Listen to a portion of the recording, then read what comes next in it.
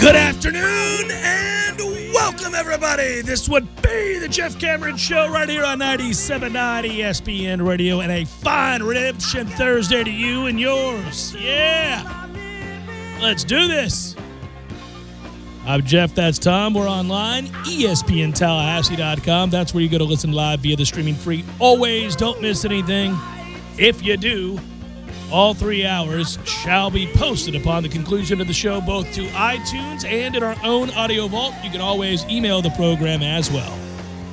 JCS at 979ESPNradio.com. On Twitter, it's at JCameron Show.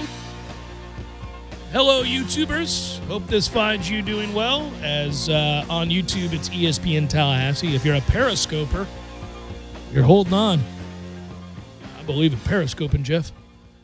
You go to Twitter and you follow at 979 ESPN Radio, and you can Periscope with the best of them.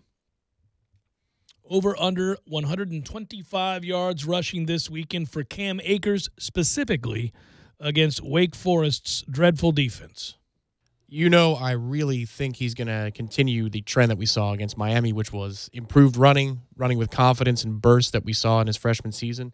I still think 125 is probably a little rich. Well, damn it, it needs to happen because he's currently averaging 60 yards a game. That stinks. 60 yards a game for a back that we thought, hell, he might rush for 2,000 yards if they get crazy in this offense. Can we get to 800? I mean, goodness gracious. That's a fair question. It is. It's tough, you know. We have not. Damn it, man. By the way, the Noles all-time on homecoming, 57-12-1. Just if you were wondering. So, come on down, plastic FSU watches, socks, belts, all of you. Welcome back to town. Have a good time. That shirt doesn't fit, and that hat is out of style, but we are glad to see you. For one weekend, it's okay. It's passable. Just don't. So I don't remember when we used to have this debate all the time, but I said that I would stop going, or I did stop going on the Strip after the age of 25, I think it was. I think I started 27. Maybe. I mean, I used to go to AJ's because that was kind of the mixed crowd, of course. But I stopped going to the Strip. I don't know, was my decision aided by the fact that I never left? I stayed here. But, I mean, if you left town and you come back and you're engaged in nostalgia, I almost want to give you a bit of a pass for making your way over there just to see it because it's been 10 years or 15 years since you walked into Bullwinkle's or something like that. Right. But for those of us who live here, just at some point you're like, I'm an adult. I can't go in there anymore. 4 years ago, I was at Bullwinkle's for the Notre Dame weekend because a ton of my friends from undergrad were back in town. They wanted to do it. They ended up, you could pay extra to go upstairs in the beer garden. Yeah, I haven't been in over a decade. That was an alumni kind of section is what it ended up turning out to be. So it was okay there. But you're right. When I never left. About 24, 25 years old is when you say goodbye. Yeah, I think it is, right? And it's like there are rules about going to the club and all that other stuff. Right. So. I mean, I'd still go to Port Paul's at the time, but Bullwinkle's no, and the Strip certainly not. I don't think I went to the Strip on my own, like of my own choice, rather than a group decision, past 21? Maybe. Oh, yeah, you were going at 21. Not to the Strip. I mean, I don't consider Bullwinkle's part of the Strip because it's a 21 and up and it's kind of tucked to the side. What do you consider the Strip? Like Floyd's and that's the Yanni's. Well, they're all right there. That's the same. That's the Strip. But I consider that one building area like really the Strip. Okay. Well, because when you're an undergrad, when you first get here, you can't go to the other part of the Strip, quote unquote. It's 21 and up. Yeah. Good God, that feels like eons ago since I used to frequent those. I mean, like a lower lounge, the pub, all that stuff. Yeah, long time ago. What do they call it, Mardi Gras in your day? Something like that. I don't remember them calling it Mardi Gras. Maybe, maybe. Yeah, I'm 47 years old. Good God. It is. You just now realized. Hey, everybody, I'm 47. When did that happen? So you don't think 120 is doable against that defense? Come on, Cam Akers. Come on, offensive line. It's twofold. We split the backs up. We split the carries up too much. So if he goes for 95 or 110, that means that Jaquez is going between 70 and 90. I'm I'm engaged in a little bit of hoping against hope, man. I have this ominous. There's an ominous feeling, not hanging over this game. I think we'll get past Dave Clawson's bunch, but I think that we're gonna go through a stretch, and I'm heeding the warning. I'm the one who talks about what happens on the field and how that affects emotion. Well, you get this win, and you got to get this win. And you get to 4-3, again, defining our terms, it's just about trying to get bowl eligible. It's really all you got. That and seeing certain things improve, segments, players, those kinds of things. But then I think you go through a stretch where there's an ass-kicking coming. That's all I'm saying. There's an ass-kicking coming. We're going to be on the wrong end of an ass-kicking. And it's going to be about not having the personnel, not having the offensive line to do anything about it. And if you have that happen, it affects your psyche. It affects players' psyche. It affects fans, certainly, but most importantly, players. And you know, one thing I have liked is they're still bought in. They're still all in and loyal, and they fight hard and they play hard and they believe.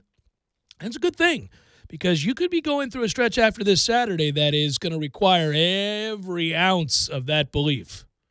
Well, the offensive line is the obvious one, and we saw that right out the gate against Virginia Tech, that this is going to be a massive undertaking to flip that segment. Multi-year process, right? But it's the defensive backfield, to me, that week after week I go, oh, boy. I mean, I thought we were really good there. I did and then too. after about 2 weeks, I think, too. well, we may be above average. And then after 4 games, I'm thinking, maybe we're average. And after the Miami game, and you're put in some isolation situations and we're not able to cover, and N'Kosi Perry misses 3 or 4 other throws, I'm not sure we're even average at that position. We might be bad. That's where this week and a half of the bye week, I've just been thinking hard about it, and we're focusing so much, said it earlier this week, we're all talking about Rick Trickett and Jimbo and the failures of recruiting and developing talent in the offensive line. How about Charles Kelly and developing the talent in the defensive backfield? We're struggling there. Zone coverage, man coverage, doesn't matter. We will blow a coverage or let somebody run by us. If you watched the baseball game last night, it means you stayed up very, very late, but you were really riveted, I would think, if you liked the game at all, by what took place between Boston and Houston. And I want to comment on the decision. First of all, I don't know why it is that whenever I'm watching a game and something remotely controversial happens in said game, no matter what, it always features Joe West screwing something up. Joe West's fat ass is usually him or Angel Hernandez. One of those two guys. How do they have tenure? Like, is there something in Major League Baseball where no matter how many times you reveal yourself to be incompetent, if you've been out behind the plate or been a Major League umpire for 15 years, then you're grandfathered in? We can't do anything with you? It has to be the union, because they have their own union. It must be so powerful as to be impervious to MLB saying you're done. You're not watching allowed that back. guy. Listen, that was a tough call last night, and we'll talk about that. And the replay is the replay, and I want to get into that because it's pretty clear cut. But the look on his face, that sort of, I texted you, but does that guy ever know what the hell's going on? He always looks completely bumfuzzled. Well, until he looks convinced that he's right. Oh, and then he's decided. Yes, there is no nuance with him. Well, right? did you read the pool interview? Oh, it's the ridiculous. transcript? Yes, and they didn't tell you were right. But that's what he told everybody, right? Yes, he said they agreed with me. He's the worst. He's probably got to be the worst guy in the world to deal with. You can just tell. And he's practically ate himself, well, A, off the earth, and B, out of a uniform that will fit for Apparently an umpire. not. He's been fat for 30 years. Oh, but it's getting worse. Waddle an asshole over there has no chance to see what's going on. No chance. None. And then just looks around clueless like, what? Always that look. That look drives me nuts. You're in a position of authority. You got to have anyhow. So here's what I'll say. If you missed the Altuve play and the Mookie Betts effort and the fan, this looks pretty clear-cut to me from what I was able to look up, and that's why I think but there are ways to talk about it that do feature nuance, okay? The rule was not properly enforced there. There are 2 items to discuss, if you will. So a lot of people want to know, would Mookie have made the catch if the fan doesn't hit his glove, okay? Well, my opinion is that he would have. I think that without the hand and the arm of the fans pushing his glove shut, I think he makes the catch. Partly because he's a freak of an athlete who's been making catches like that his whole career. And I'm going to say that I would think, in my mind, that he would have made the catch. I don't know it. I can't know it, but that's my guess. My opinion is he would have made the catch. But that's kind of irrelevant. I'm just giving you my opinion about whether he would or he wouldn't. Spectator or fan interference can only be given, and this is according to the rule, if a fan reaches over the wall and into the field of play to disrupt the ability to catch a baseball or alter a path or an arm or anything else, right? Not the opposite. If you go into the stands and no part of the fans are over the wall and you're climbing into the stands, you'd like fans to move the hell out of the way. You'd like the players to be able to make plays. And we see breathtaking catches like that all the time where fans do allow for players to make the play. But if they don't, the onus is not on them if you're in the stands. If you go over the wall, they can try to catch a baseball, and there's nothing that can be done. It's my territory, not your territory. That's right. The Jeffrey Mayer play is different because the fan reached over the wall and screwed the Orioles. Oh, and it was plain as day. Oh, my God, nothing's been more obvious ever. Right. But, okay, so that happened, and that was fan interference, and they got it wrong. Here, even though I think that Mookie would have made the catch, I can't know that, and he reached into the stands, and they don't have to move out of the way for him. Therefore, you can't do that. Now, I also know this. What Houston's players and managers said afterwards is the right way to approach it. That didn't cost them the game. They had the lead.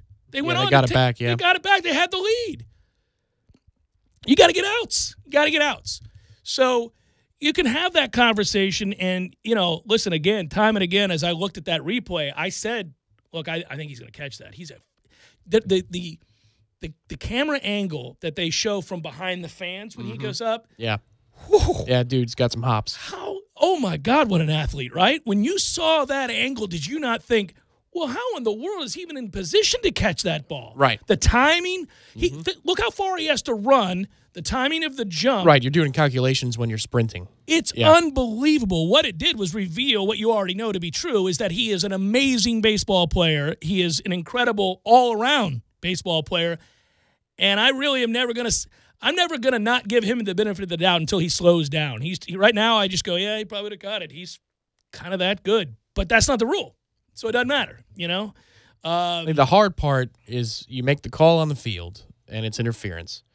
I don't know that for all the Joe West stuff, I don't know that I can blame him in that situation because it's bang, bang, and it can be an optical illusion because Mookie Betts' body is not on the wall. If his body is on the wall at the point where everything intersects. I'm just saying Joe is always clueless. He never, ever definitively knows what the hell is going on. It doesn't detract from the greater point Right. about Joe West, which is 100% true. Yeah. And he's been an abomination, and it's been a tragedy. Literally a tragedy. That impossible. Dude has been in the game for as long as he's been in the game. Yeah. But because Mookie Betts' body is not touching the wall at that time, you can't 100% from a position of an umpire say where the ball is in relation to the fence, whether or not it's actually going to leave the park. That's a hard call for an umpire. I know. I just want a reason to rip Joe West because I hate him, and he's always clueless, and he looked equally as clueless there as he did on ball strike calls, plays at first, over to third. He never has an idea. I never see him get anything right, ever. Just once on one of these close plays, I want to be able to go, look at Joe West getting it right. I've never said it. No, you have not. I've never said it. There was another chance last night, albeit a really difficult one.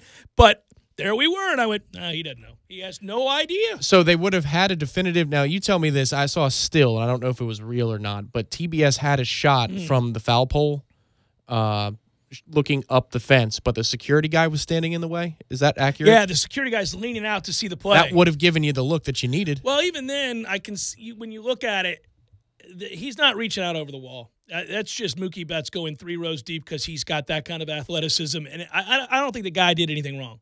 I don't think the fans in that area did anything wrong. I don't think so either. Listen, if you've ever stood, you know this. If you're sitting in a baseball stadium, now you know not to lean over the fence because you're a seasoned baseball fan, viewer, all those things. But if you're I'd what I would do if the ball was coming that way is I'd start my hand on the fence and then I'd move it up as the ball arrives, so I know what the hell I'm. But he's not right on the fence. The guy. So the thing, you're right. But what I'd say is that if you're in the stands, it's a foul ball anywhere, anything. if you're not on the wall, you're going to try to catch it. That's a natural reaction. You're going to try to catch it. If a ball's coming right at you, especially because in that situation you have a long time to watch it coming at you. Yeah. You're like, well, that's coming right to me, and you stand up. Right. I have no problem with fans doing that. I get it. It's when they reach over the wall, because once you buy those seats, you have a responsibility. Right. Well, I'm also aware, too, because there's been so many situations where fans on foul balls, they have an opposing player, first baseman, third baseman, running towards the third base, first base line, and they reach into the crowd. It's the opposing team. You got to do everything you can to swat his glove away, man. How many years have we said that as fans? Yeah. You got to do your job. Yeah, if you're back, yeah. In that moment, the hard part would be, I don't want to wear it in the face just to knock Mookie Betts' glove off of his hand, but I'm going to protect our territory over here, too. A lot of people, though, never take that time. You're just thinking about, I don't want to wear it in the face. That's number one. I don't want to get hit in the face with this baseball. Yeah. Two, if I got a chance to catch it, I'd like to catch it. Screw him. I'm trying to catch this because I'm in the stand. Right. What all this does is take away from Benintendi's catch, which is unbelievable. The game is over. When he makes that decision to do that, he's either going to catch it, Boston's up 3-1, or he's going to cost them the game. That's rolling to the wall. All three runners score. You lose 9-8. So it is literally all or nothing in the moment, and he makes that grab. It's incredible. Because the runners are going. It's a full count. Oh, yeah. No, that is unbelievable. And once again, baseball gets it wrong in this sense because I watched it, and I'm exhausted, and anybody who stayed up this week to watch the baseball has been privy to unbelievable drama, tension, ninth inning heroics, big plays defensively, big pitches, big moments, huge ABs, drama in its best form for baseball, pitch in and pitch out, and it's all happening at 2 o'clock in the morning when nobody can see it. 4.5 hours for a 9-inning baseball game. Yeah, that doesn't help them either. It doesn't help them either. It's a shame because it really is, at times, been what's great about baseball. The postseason has featured enough games that have come down to the stars of the game doing what they do, whether that's a pitcher who's dominant, making big pitches and big moments with runners in scoring position, whether that's hitters coming up big in a moment, whether you're talking about the grand slam from Jackie Brown, all these things that have happened, they've been huge moments. Well, I was comparing it to yesterday, I was comparing yesterday to Tuesday with Director Matthew. We were here when Front Row Knowles was running, and you got to throw it to the baseball after the game's over. And the way it works is you get a certain amount of commercial breaks based upon what inning it is. So those are your landmarks as to how many breaks you're going to get here locally in Tallahassee versus the ESPN ones. And now the reason I was talking to him about that was I couldn't believe it. On Tuesday, it was the bottom of the third, top of the fourth inning, 2 hours into Red Sox and Astros. Yeah. So we're taking them at 7 o'clock. It's not even through the fourth inning. That's incredible. Whereas the Dodger game yesterday that they won and take a 3-2 series lead they were already in the fifth or bottom of the fifth inning. I mean, that was an actual baseball game played at a decent pace. I'm not asking for 2 hours, just not asking for 4.5. I didn't watch it either way. It was going to go too late. I knew that. But it sucks that I have to concede that baseball game was just going to go too late for me on a weeknight. How about the gamesmanship there from the Brewers, right? I mean, and kudos to Roberts for expecting that it could happen. Yeah. He put two lefties in the lineup inning out, right? Mm-hmm. But how about that? He's like, I don't know. Counsel's been known. They asked Justin Turner about that. Little 5 pitches. And he's like, we knew that something, That was pretty cool, though. Yeah, they did know. But, I mean, that's well done. 5 pitches. By the way, for giggles, I went and looked it up because I've got a problem. The over-under on Miley's strikeouts for the game was 3.5. That should have tipped you off. I mean, everybody took the over. Mm-hmm. Imagine when they go to get him. Oh, buddy. Oh. You know what that makes me think of is the NFC Championship game between the Falcons and the 49ers and Colin Kaepernick's completion. Oh, my God. In halftime, you're 2 away. It may have been attempts, but whatever it was, the number was 17.5. And he got to 16 with like a quarter and a half to play. Yep. And they stay right the hell there. I forgot about that. That's a bad beat. It was a terrible beat. That's one of the worst ones ever. You've been on the wrong end of a couple of crazy beats. I mean, we all are. You should see some of the crap that happens to me in Vegas. Oh, well, Big Daddy lost last night. Big Daddy Jay gave a goal and a half, and the Rangers decide Lundqvist should start back-to-back. Why? Why? Well, we didn't know that, so we got it wrong by a Yeah. half goal there. And then, hey, listen, I got really shafted. Here it is, week 1 with the NBA. Milwaukee's up 20 in the second half. They win the game by a point. It's a point and a half. Oh, Man. When they were up 20, I stopped paying attention to the score. I'm like, I got that one. That's an easy win. oh. But hey, that's the beauty of But this thing, sometimes man. you get some good victories that avoid the bad beat. And every time I have a bad one, I remember last year I had the under in Florida, Tennessee. And that under was, the over-under line, I don't know, make it up. It was 47 or something. Right. It's like 10-7 to start the fourth quarter. And then both teams go freaking They go crazy. Yeah. And if not for Felipe Frank's walk-off touchdown, that game's going to overtime, and I'm going to lose. Well, you also were the benefactor of a crazy win where the last play of the game is a sack fumble. Well, that was fantasy football. But still, it still counts. And you're in a league. I don't imagine you're not playing for money. I did win money that year, yeah, too. so that's what I'm saying. That play, the final play of the game, A meaningless play. it's just a sack, and then you're like, he fumbled. Yeah, for some reason, San Diego's running a play with no time to go. No. And it's a we were sack sitting fumble. together. You go, he fumbled that. And Yeah, I'm like, I yeah, he sprinted did. around the bar. I couldn't believe it. I did a lap. I couldn't believe it. And I was waiting for the ruling because they cut to the, they're doing the post game. They want to do interviews. I'm like, give me the ruling. Yeah, what did they call was that? a fumble. Because the fantasy league that I played in that year didn't count sacks for points. It was turnovers only. Yeah. So the sack didn't matter one bit. Is I need that to you know recovered who the recovered fumble? the ball. I got Redemption Thursday wagers next. Jeff Cameron Show, 97.9 ESPN Radio.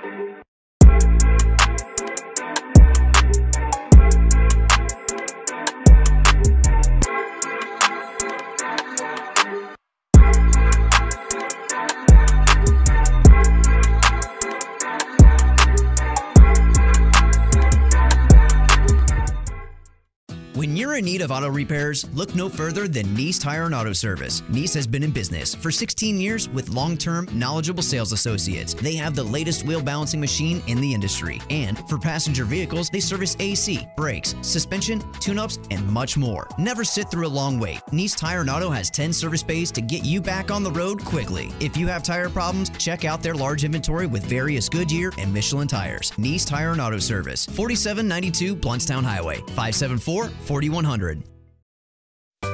Sorry, boys, I did not have time to pack. We got this. It's right here, guys. We got this. I thought I could handle it.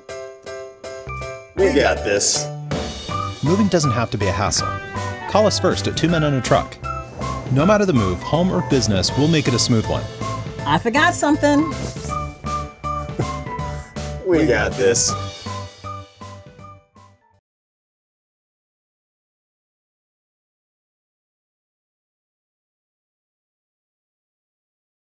Or a fist bump that ends in an actual explosion. Hey, Charles. Want to pull up to the party on this? Or arrive in this? Take this last second shot? Or make the last second shot? Make this musical request? Or this one? So yeah, you can keep drinking the same old, but we think you'll like the exploding fist bump, last second shot, showing up to the party properly way to lemon lime, right? Mountain Dew Ice. Clear, refreshing lemon lime, redefined. Get your weekend started right here on 97.9 ESPN Radio. Saturdays at 6 a.m. with Fishing Florida Radio. Listen to the three amigos, Boudreaux, Steve Chapman, and Captain Mike Ortega as they catch you up to speed on what's new and biting in the North Florida region. Big-time guests, celebrities, interviews, and 3 hours of the fishing info you need. Fishing Florida Radio is brought to you by Sea Quarters Marina off Highway 98 in Carabel. Sea Quarters Marina, your full-service marina. And presented by Hobbit American Grill and Mike's Marine Supply. It's a crisp fall morning. Time for your daily pumpkin soy latte. As you wait for your coffee, you get a buzz. No, it's not your boss wanting extra whipped cream, but your ADT video doorbell. It's a package. Your new latte machine. No more $5 PSLs. Barista Service, brought to you by ADT. Designing and installing a smart home just for you, backed by best-in-class 24/7 protection. Learn more at ADT.com. ADT, real protection.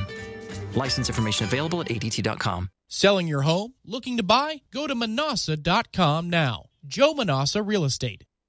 The Man's Doghouse was voted the Demo Award winner for Best Burger in Tallahassee. Come in and try one of their many delicious burgers, like the Big Texan half-pound burger with fried jalapenos, barbecue sauce, boar's head cheddar cheese, and thick-cut Applewood smoked bacon topped with hand-breaded onion straws. The Man's Doghouse on Tennessee Street across from FSU's campus. This is Golic and Wingo. Jalen Ramsey, if you're going to talk, and listen, I don't mind you talking. You know what? When you get your butt whipped, you need to talk a little more. You stand there and you give these one-word answers or no answer or two-word answers. You need to talk when you think you're going to play great, and you are great. Make no mistake about it. You are a great corner. But you better stand there and give some better answers than, I don't know, maybe, I'm not sure. That's not going to fly, my man. You're going to stand in front of the microphone. Stand in front of the damn microphone. Golic and Wingo, weekdays at 6 a.m. on 97.9 ESPN Radio. Saturday, it's an SEC showdown when number 1 Alabama takes on Tennessee. Hi, this is Brad Heller of Westwood One. Join Tom McCarthy and Derek Rackley live at 3 p.m. Eastern for all the action. Can first-year head coach Jeremy Pruitt and the Volunteers repeat their upset win over Auburn and knock off undefeated Alabama, or will the Crimson Tide continue to roll through the SEC? If it's NCAA football, it's right here. On 97.9 ESPN Radio, Tallahassee's sports monster. The Jeff Cameron Show is brought to you by Cornerstone Tool and Fastener. Big store pricing with local service. Online at ctf.nu.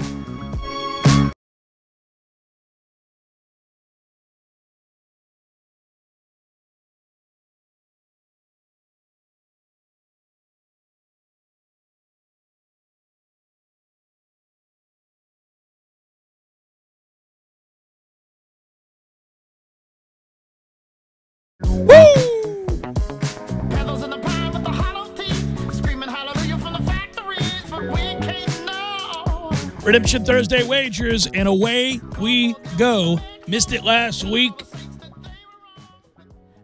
Freaking Hurricane Michael screwed us with the wagers. It's the least of most people's worries, agreed, but I was on a hot streak, and it's really, selfishness. It's not beneath me. I was ready to keep it going. The fire was burning. But hey, people losing their house is more important than me getting my wagers in. I got you. I appreciate you clarifying. I do that if only because people don't get tongue-in-cheek approach or sarcasm. And the next thing you know, I've got a novel in my email inbox. So, Arkansas is giving 7 to Tulsa. Screw you, Tom. Let's go. Woo, pig, suey. Arkansas -7, baby. I fully expected you to say screw you, Tulsa, but it was no, it's coming you. right at this guy. Okay. Yeah, I got a little something for you later in the show. We'll double down on that preseason wager, which really speaks to the level of weirdness that we're in this office doing totals for Arkansas in the summer. But we did. And we got them pegged. They're up there on the big board. There yeah. they are. Yeah. Marshall +3 against Florida Atlantic. I like Marshall to win the game. Duke -7 against Virginia. I don't think Virginia can score. Nebraska -4 against Minnesota. There it is. Scott Frost gets his first win. Nebraska gets it at home against Minnesota. Give the 4. Minnesota. How many people got that? 6. Kentucky -11 versus Vandy. Kentucky wins big. Purdue +13. Just a couple of things going on there. Tom's going to say it's emotional, that my heart is on my sleeve there. Purdue's playing well, and I don't think Ohio State's defense is great. So I'll take the 13 points at home, double-digit home dog, 13 points at home to make it a fun game, an interesting game. It's a primetime game. Yeah. Instead of Clemson, NC State, for whatever freaking reason. They're going to get up for that game. By the way, if you could have found a way, let me ask you this. I didn't play it, but the number was 16.5. So if you got to play it, you're going to give it if you're Clemson, if you're on Clemson's side. But if that had gone to 17.5, could I have convinced you to take NC State? Could you have convinced me to take 17.5 with a good quarterback? Probably, given that it's not a night kick. Yeah, probably you could have done so. And the reason is I still don't know. I think Wake might be so bad that it didn't matter what Clemson did, as long as they didn't turn the ball over a ton, they were going to score a bunch of points. 66-3. You look at the Syracuse game, that's a really bad defense. Or maybe Western Michigan is just the greatest team ever because their defense did okay. Yeah, but you noted that was a weird game. It was a weird game. It was a weird game. They were up big at half, and then Western Michigan racked up a ton of yards in the second half. Still, though, I don't know that they're all in line with Lawrence and what they need to do on offense. So that's where I'd look at NC State and say yes. Well, I hope you're right because I'd like that to give me a reason to have a measure of hope going into our game against Clemson. But anyhow. Give you less hope 2 weeks from now, though. Yeah. Washington State's giving 3 to Oregon, and I like Washington State. College game day in Pullman for the first time ever. Let them go nuts at Wazoo. They rise up. Oregon's got to come back and get to a place emotionally that will be tough to get to. Give me Wazoo, give the 3. USF minus 33 versus UConn. UConn's giving up over 50 points a game. That's what kind of defense UConn plays. So I'll give the 33, and as a bonus, take the over 69 for the game. Nice. NFL, Buckaroos, minus 3 against Cleveland. Give it to me. This is where you kind of pseudo get right on defense, which means you only give up 24. And then you're able to score in the 30s. Bucks win and get to 3-3. And let's buckle up and see if 8-8's possible. There you go. Well, this is where you get right, this part of the schedule, if you're the Bucks. Well, yeah, but we included that the Cincinnati game was going to be a game. I don't know what Cincinnati's doing of late. They're pretty good, though. I don't that the assumption we made in the offseason, though. You know what I mean? I mean, they lose to Pittsburgh. Yes, I agree with you against the assumption in the offseason. Yeah. But that's a close game against Pittsburgh that they should have won. Well, we should have beat Pittsburgh. So what's different there? Well, and they blew the game against Miami. We came back against Pittsburgh. I don't know. We should have beat Pittsburgh. Yeah, no, I don't know. By the way, did you know this? Did you know that Detroit, who's down in Miami this weekend? Had that backwards. Miami blew the game against Cincinnati. Anyway, That's sorry, correct. continue. Did you know that Detroit is 4-1 against the number this year, and they're on the road catching 4 this weekend against the Dolphins down there off a bye, I think, right? That's not an interesting game. Miami plays weird games. They are weird. Yeah, they're weird. I took them against the Bears and got lucky. I mean, I kind of got lucky. Yeah, you did. I got lucky. I'll take that. You know, you got to take the good with the bad. But I did take them because I don't believe in the Bears. And now the Bears in New England, that's going to be an interesting game with the, Bears defense, Brady, Khalil Mack going against the old man. Take the under. There you go. I don't even know what it is. I didn't look. Because the NFL is a dangerous place to live, man. You don't want to live there. I do think that the card this week is fun. I mean, there's a lot of good games. Like, remove all the gambling angles. There's plenty of people who don't gamble. A lot of people are like, well, whatever, Jeff. I mean, I'm not gambling. No, there's just interesting games. Our game is oddly interesting against Wake. A, it's necessary for us to have a shot at remaining bowl eligible. And B, if we can't score a lot of points against this Wake team, I am really going to be quite concerned about what's left on the docket because Clemson is great on defense, NC State, Notre Dame, Boston College, Florida. If we can't score against Wake, are we scoring against those teams? I just want to improve on the 17.5 tackles for loss from last season. Can we do better than that? I want to continue to see us run the football the way we did. That was the one thing that really stood out to me in the game against Miami, offensively. That and the trick play we got screwed on. Great third down calls for the most part until the one I complained about when we turned it over. But then also I thought, and really that's a credit to DeAndre with some great throws, but then I also thought that we ran the ball in the middle of the line for the first time all year with conviction and with a measure of success that really I did not suspect possible in that game. I thought we did actually in the beginning of the Louisville game, and that's what put us in the position to get stubborn with the running of the football. Right, yeah. Cam had early success against Louisville on the road in between the tackles and in between the guards specifically. Quick hitters, no time for cuts or reads or anything. Just you go. And Jaquez has been better off tackle. Yeah, he has. Than Cam has been. Now, it looked like Cam, I think it was the same drive we turned it over in the second half against Miami, where Cam breaks off a nice little run. But if you're sticking to that, between the guards type things, you should have success. That would be 3 games in a row. You'd have a trend of something that you could hang your hat on. Oh, man, I'd love to be able to hang my hat on something offensively, right? Something you just know, okay, we've got this, we can do this, and then off of that, we'll do this, this, and this. And Clemson hit some big ones doing just that against Wake Forest. Well, Wake against Power 5 teams has been a mess. They just haven't really stopped much of anything. So that's why I say, again, come on now. Get it out to the perimeter, make some blocks, and make a guy miss, and here we go in the passing game as well, yes. Woo, could be a good weekend. Kind of have to have it. How do you feel about Michigan State? Well, if you're going to go on history, you would take Michigan State all day and twice on Sunday because D'Antonio has owned Harbaugh and owned this rivalry, especially against the number. I think Michigan's a different team this year. I really do. I don't like that they're on the road here. But if you get it less than 7, then you give it. I was listening to a field report on Andy Staples, this is in the afternoons, and they had back-to-back interviews, people that cover Michigan and then Michigan State. And they both agreed it's been quiet on Michigan's side this year. They've been very quiet. Usually they talk a little bit of trash to the media. They're willing to put some things on a board. It hasn't worked out for them when they did that, No. so you just got to shut up and go play the game. They have all shut up. Hey, Harbaugh checked the right box last week when they murdered Wisconsin. That was huge. I mean, it beat them senseless, and I thought, okay, that's a little different. Both the Michigan and Michigan State beat writers said it appears Michigan cares about this game this year as much as Michigan State always does. Usually there's a deficit there. I'm actually excited to watch it. If you forced me to play it, if I got it less than 7, I'd take Michigan and give the 6. I do think they're different. But historically, you would have taken D'Antonio here.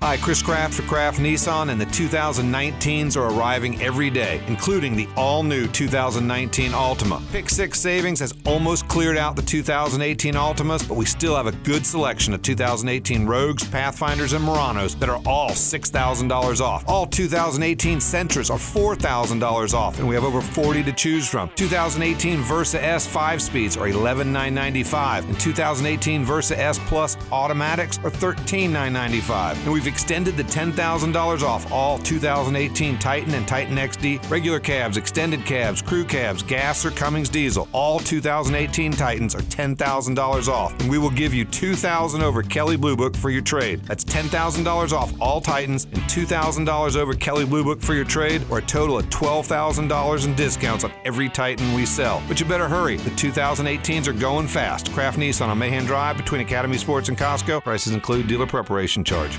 Parker Brothers Roofing says don't play games with your roof. Protect your home and your family. The Parker Brothers tell you the truth. We'll fix your roof, 'cause it's what we do. With quality, integrity, and pride. Parker Brothers Roofing, professional every time. Stay safe and dry inside. Roofing is rewarding, but it's not exactly a bed of roses. It's a very dirty job, subject to the environment, working on 98-degree summer days, dodging rainstorms, working on steep slopes like a mountain goat. At Parker Brothers, our skilled workers have chosen this challenging trade as their career choice. These are the people that you want working on your roof. We've been servicing the community since 1995. Call us at 656-8112. Parker Brothers Roofing, professional every time. Stay safe and dry inside. CGC 042221, CCC 049350. Hey guys, is it time to get your hair in the game? Time to claim your spot. Then it's time to check in online at sportclips.com/check-in for a fresh cut, legendary hot steam towel and massaging shampoo. So do your hair a favor by checking in online and arrive just in time for your Sport Clips MVP haircut experience while you surround yourself with sports on TV. Get in line online at sportclips.com/check-in. Time to claim your spot. At Sport Clips Haircuts, we're on a mission to help our veterans with their education. In 2013, we established the VFW Sport Clips Help a Hero Scholarship Program.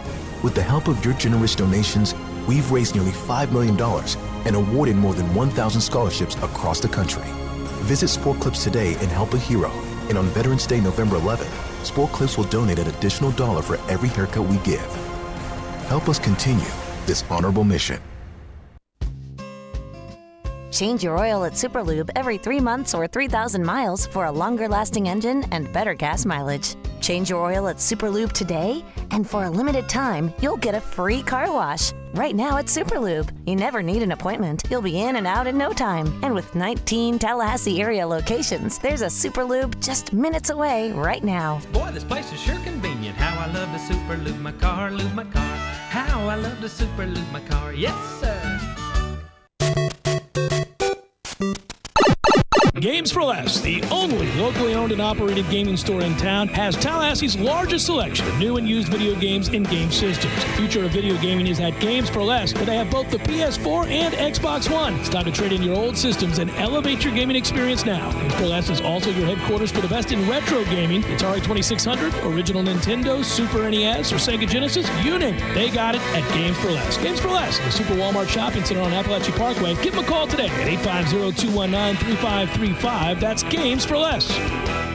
This football season, cater your tailgate with Guthrie's. Guthrie's is a family-owned and operated restaurant that has been proudly in business for over 50 years. Since 1978, everybody has been falling hard for those golden fried chicken fingers, crispy fries, buttery Texas toast, creamy coleslaw, sweet tea, and of course, the signature sauce. Guthrie's is perfect for a school night dinner, tailgate party, or both. 2 Tallahassee locations, North Monroe Street or 1818 West Tennessee. Guthrie's Chicken, creator of the original chicken finger box and sauce.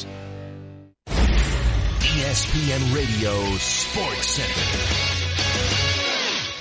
I'm Christine Lisi. It's winter. The season's over for the Astros tonight. The defending World Series champions down 3-1 to the Red Sox, entering Game 5 of the American League Championship Series. Houston starts Justin Verlander. He's 6-1, a 2.44 ERA in 8 postseason appearances for the Astros. David Price goes on 3 days rest for Boston. Red Sox definitely need length from Price tonight, explains ESPN MLB analyst John Farrell. While he's been in the Red Sox uniform, he's averaged 3 1/3 innings per start.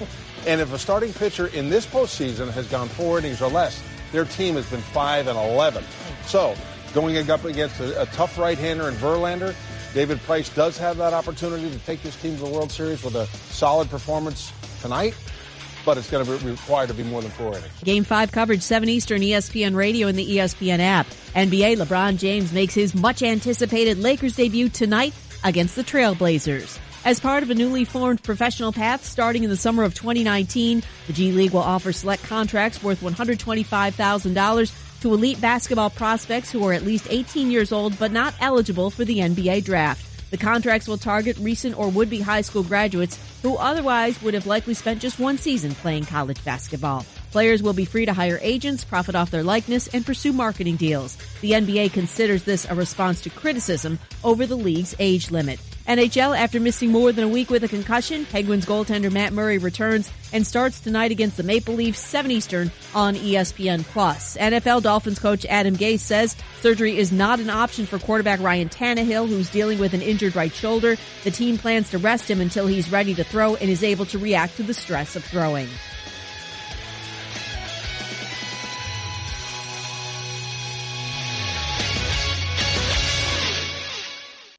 Broadcasting live from the AmeriGas Propane Studios in the capital city of Tallahassee. This is the Jeff Cameron Show, brought to you by Cornerstone Tool and Fastener on 97.9 ESPN Radio.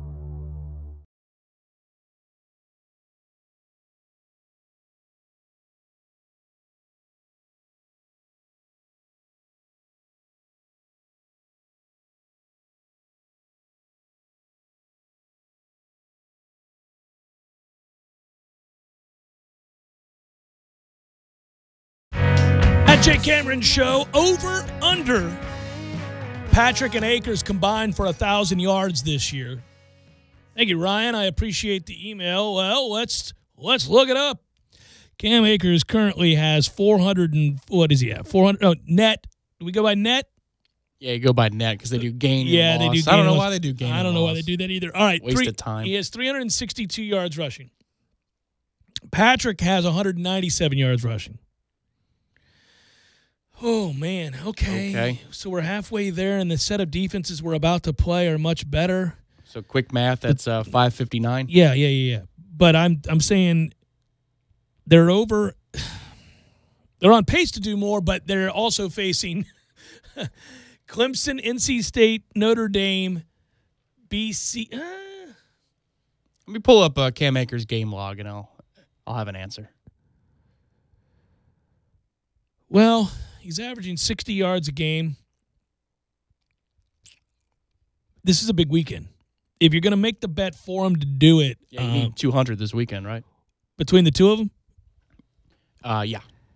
Well, yeah, they could do it. Oh, damn, man, that's a good bet. Good job, Ryan. By the way, hashtag a-hole. Nicely done. A-hole indeed. Well done. So in the Miami game, he had 11 carries for 46, and that jumped his average to 4.2. The previous two games against Louisville and Northern Illinois, his yards per carry were 2.5 and 2.9. So there was a sign of life. What you saw is actually true. Yeah, no, we saw it, and he's going to have he'll have a good game this weekend. So let's say he can get to 100 this weekend. Patrick gets to, 60, 160, somewhere in there? Yeah, it's about right. So let's say that happens. So you're in the 600s, 650. Yeah, so you'd be. Boy, I'll tell you what, though. It gets close. Jaquez, his biggest game of the year so far, he's at 56 yards. So these are his totals. 40, 44, 13, 56, 13, 31. You're going to need Cam to do the heavy lifting. Well, as you should, yes. I need Cam to stop averaging 60 yards a game on the ground and get somewhere in the 85 yards a game. I mean, that's not asking too much, but it is when you face Clemson, because what's he going to have against Clemson? 10? Can we add Treshawn Harrison in the fold here, please? Oh, well, can we have that's a Treshawn Harrison end arounds, because that's good for a 20 or 30 chunk a game if we want to use him. Yeah, but by the way, he's just talking about those two players. I know. Yeah, you're just talking about in general. I don't disagree with you. I know what the question was. That's still my answer. Can we get Treshawn Harrison involved, please? There's just a lot I would like to be able to do. Dude's a game but breaker. You can't do because you don't have offensive linemen. Saw Kalen LeBourne put out on Twitter today that he could bend his knee, the injured knee, at 135 degrees already, which, if it's anything like a knee replacement surgery, that's incredible. I watched my mom replace both her knees. So good for Kalen that he's working hard in his rehab. Knee replacement. Ooh. Yeah, my mom did too, back-to-back. My grandma's done too. She Yeah. did one in her 80s. Mm-hmm. I mean, that's not easy. The rehab process is interesting. I'm looking at Florida State stats, and they're depressing. That's what Ryan's Twitter tweet did to me, was make me go look at these numbers, and as I do it, I go, damn it. Well, that's not, no. Damn it. That's me after each stat that I look at. No, not good. You know who leads the team in tackles? Ooh, that's a really good question. Would be? No. I don't know. Dontavius? Nazrul Dean. He can. That's what he can do. He's a not, tackler. He's not a coverer. He tackles them. He's averaging almost 8 tackles a game. That's never good. That is true. That's not good. But he does play slot sometimes, and he is 100 miles an hour. Yeah. I mean, he does not trigger at third gear, man. He is all in all the time. He'll hit you. He will miss and run right by you, too, sometimes. He will do that as well. Stanford, Arizona State tonight, 9 o'clock. And do we have a Friday slate? Is there anything on a Friday? I didn't see a Friday game this week. There's got to be a Friday. I think there is one. Next week, I know, is Boston College Miami is on a Friday night. Did you see ESPN has said screw college football on Saturday for LeBron's debut there? They're going NBA. Is that what they're putting on? Yeah. The home. It's not even his debut. No, it's his first home game. Yeah, tonight he plays Portland on the road. They're doing the home debut of LeBron on Saturday. Well, they sent freaking First Take out there. No, they're to LA for the whole week. Yeah. They're doing the whole thing. I heard it said today, I forget who said it, LeBron is his own economy. ESPN sending people out to the West Coast for a week for the regular season home opener. Well, and they bumped college football for a NBA regular season game, not his first in LA. Well, his first in LA, that's a regular season game, but you know what I mean. He will have already suited up and played a game for the Lakers in a regular season, like against Portland. Hey, man, your favorite Georgia State's playing tonight at 7:30. Playing at Arkansas State. Yeah, I didn't like the action. I left it alone. Tomorrow night, it's 2 late games. 9 p.m. kick, Colorado State, Boise State. That's being played in Boise. Yeah, that's an easy win. And then, 23.5 is the number Boise right now. State will win that game. And then the 10 p.m. kick is Air Force UNLV. Air Force a 10-point favorite on the road. UNLV's terrible. No, man. Damn it. We don't have much in the way of Friday, but baseball will be good. And there's hockey, and then we have, But I was surprised, going back to this, how big, can you imagine? It's a good thing LeBron's a good guy. No, I'm thinking about it. I mean, he is a mega, mega, mega star who's lived up to the billing. I bring this up all the time for people that hate that guy. It would be impossible. I don't know how you can hate that guy. No, you can't. You can't. You can have an argument about where he fits in the all-time rankings if you want. I mean, and okay, be a little bit weak and clownish on the court with some of his flopping, but that's not enough to hate a guy over. Well, no, and especially because, again, given listen, that guy didn't have a father figure, grows up poor, comes up and is God's gift to basketball, labeled as such in high school that are covering his games in prime time on ESPN while he's 16 and 17 years old. Dirt poor, suddenly has hundreds of millions of dollars, has never been in trouble, but when the same woman his whole life, for people who care about that sort of thing, has never been accused of anything heinous or salacious. Occasionally he's had a bad attitude or he's made a poor PR decision. Conduct a press conference after a loss. Right, I mean, but has lived up to the billing through and through, is a megastar. Most of the time, like only he and Tiger, like were talked about at that age in the way that they were, and then exceeded expectations. Well, and he attempts to be involved in society. He is involved, and he's also given back millions. Yeah. Unlike Tiger and Michael Jordan, who wanted to stay. No, I mean they want to stay away from that in terms of political spotlight. You're talking about publicly and taking the greater a conversation. Stance. Yeah, but they both gave back tons of money to various charities. They have, but you know what I mean. Advancing causes and such. Yes, and even if you don't agree with them, you could just say, objectively speaking, they didn't. They did. No, Tiger they didn't, and Michael didn't. But LeBron is more than happy to take part in a conversation. He's an opinion about things. Sure, he's a human being. He's done a good job with it, and he's handled mega stardom. I mean, ESPN is forsaking college football on a Saturday night to just play a regular season game with LeBron James with the Lakers. That's how big a star that dude is. It is kind of a weak slate, but yeah. But still, I mean, there ain't no other player that you can think of that. No, I mean, I'll find the Pac-12 game. Thank you very much. Oh no, I'm not. I don't care anything about LeBron and the Lakers. I mean, I do in a sense that I'll pay attention to how they play and whether or not they affect the West in any way. They won't, but you'll know in January. Well, but gambling is what I'm.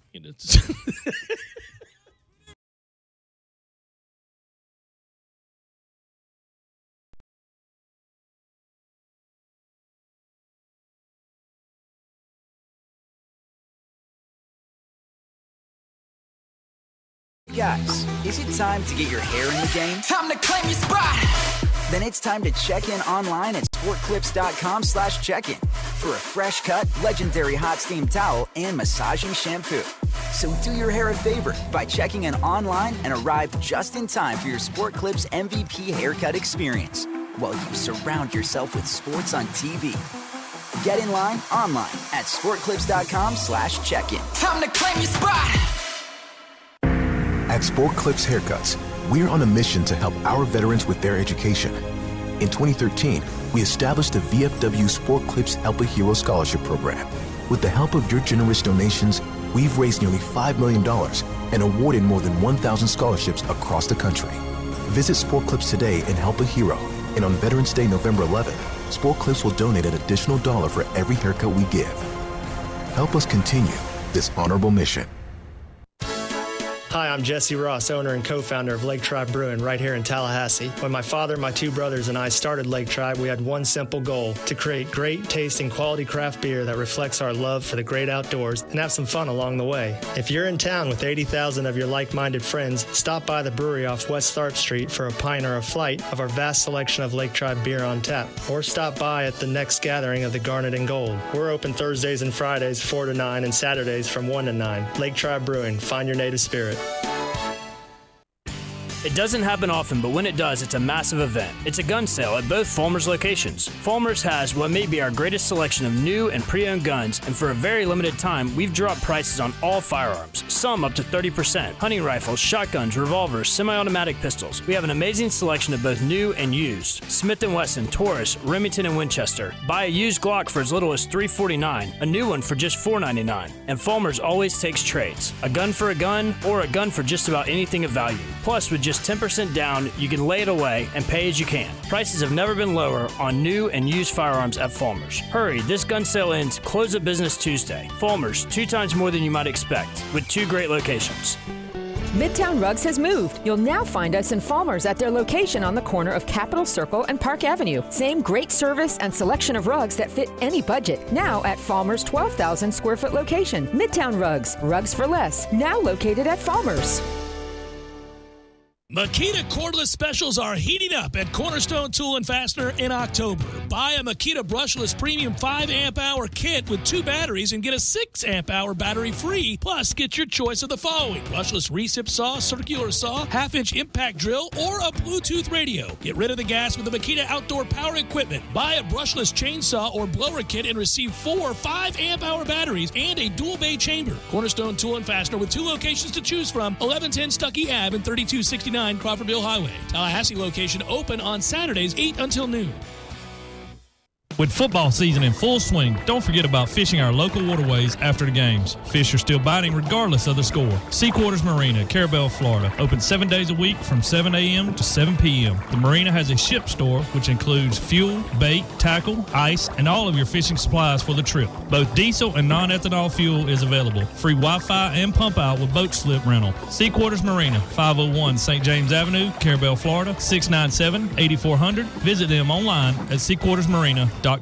Hey sports fans, who's on your Mount Rushmore of baseball? I'm going with Ruth, Cobb, Aaron, and Mantle. Football, I've got Bradshaw, Peyton, Montana, and Brady. In basketball, Jabbar, Jordan, Bird, and LeBron. This debate could go on and on, but when it comes to the Mount Rushmore of personal injury law in Tallahassee, the choice is clear. Fonville, Lewis, Messer, McConaughey. Recently voted Tallahassee's best law firm, so avoid the underdog and go with the favorite. Fonville, Lewis, Messer, McConaughey. The Man's Doghouse was voted the Demo Award winner for Best Burger in Tallahassee. Come in and try one of their many delicious burgers, like the Big Texan half-pound burger with fried jalapenos, barbecue sauce, boar's head cheddar cheese, and thick-cut applewood smoked bacon topped with hand-breaded onion straws. The Man's Doghouse on Tennessee Street, across from FSU's campus. Driving every day from the AmeriGas studios in the capital city of Tallahassee, this is 97.9 ESPN Radio, WTSM, Woodville, Thomasville, Tallahassee. ESPN Radio Sports Center. I'm Christine Lisi. It's winter. The season's over for the Astros tonight. The defending World Series champions down 3-1 to the Red Sox, entering Game 5 of the American League Championship Series. Houston starts Justin Verlander. He's 6-1, a 2.44 ERA in 8 postseason appearances for the Astros. David Price goes on 3 days rest for Boston. Red Sox definitely need length from Price tonight, explains ESPN MLB analyst John Farrell. While he's been in the Red Sox uniform, he's averaged 3 1/3 innings per start. And if a starting pitcher in this postseason has gone 4 innings or less, their team has been 5-11. So, going up against a tough right-hander in Verlander, David Price does have that opportunity to take this team to the World Series with a solid performance tonight, but it's going to be required to be more than 4 innings. Game 5 coverage, 7 Eastern, ESPN Radio and the ESPN app. NBA, LeBron James makes his much-anticipated Lakers debut tonight against the Trailblazers. As part of a newly formed professional path starting in the summer of 2019, the G League will offer select contracts worth $125,000 to elite basketball prospects who are at least 18 years old but not eligible for the NBA draft. The contracts will target recent or would-be high school graduates who otherwise would have likely spent just 1 season playing college basketball. Players will be free to hire agents, profit off their likeness, and pursue marketing deals. The NBA considers this a response to criticism over the league's age limit. NHL, after missing more than a week with a concussion, Penguins goaltender Matt Murray returns and starts tonight against the Maple Leafs, 7 Eastern on ESPN+. NFL Dolphins coach Adam Gase says surgery is not an option for quarterback Ryan Tannehill, who's dealing with an injured right shoulder. The team plans to rest him until he's ready to throw and is able to react to the stress of throwing.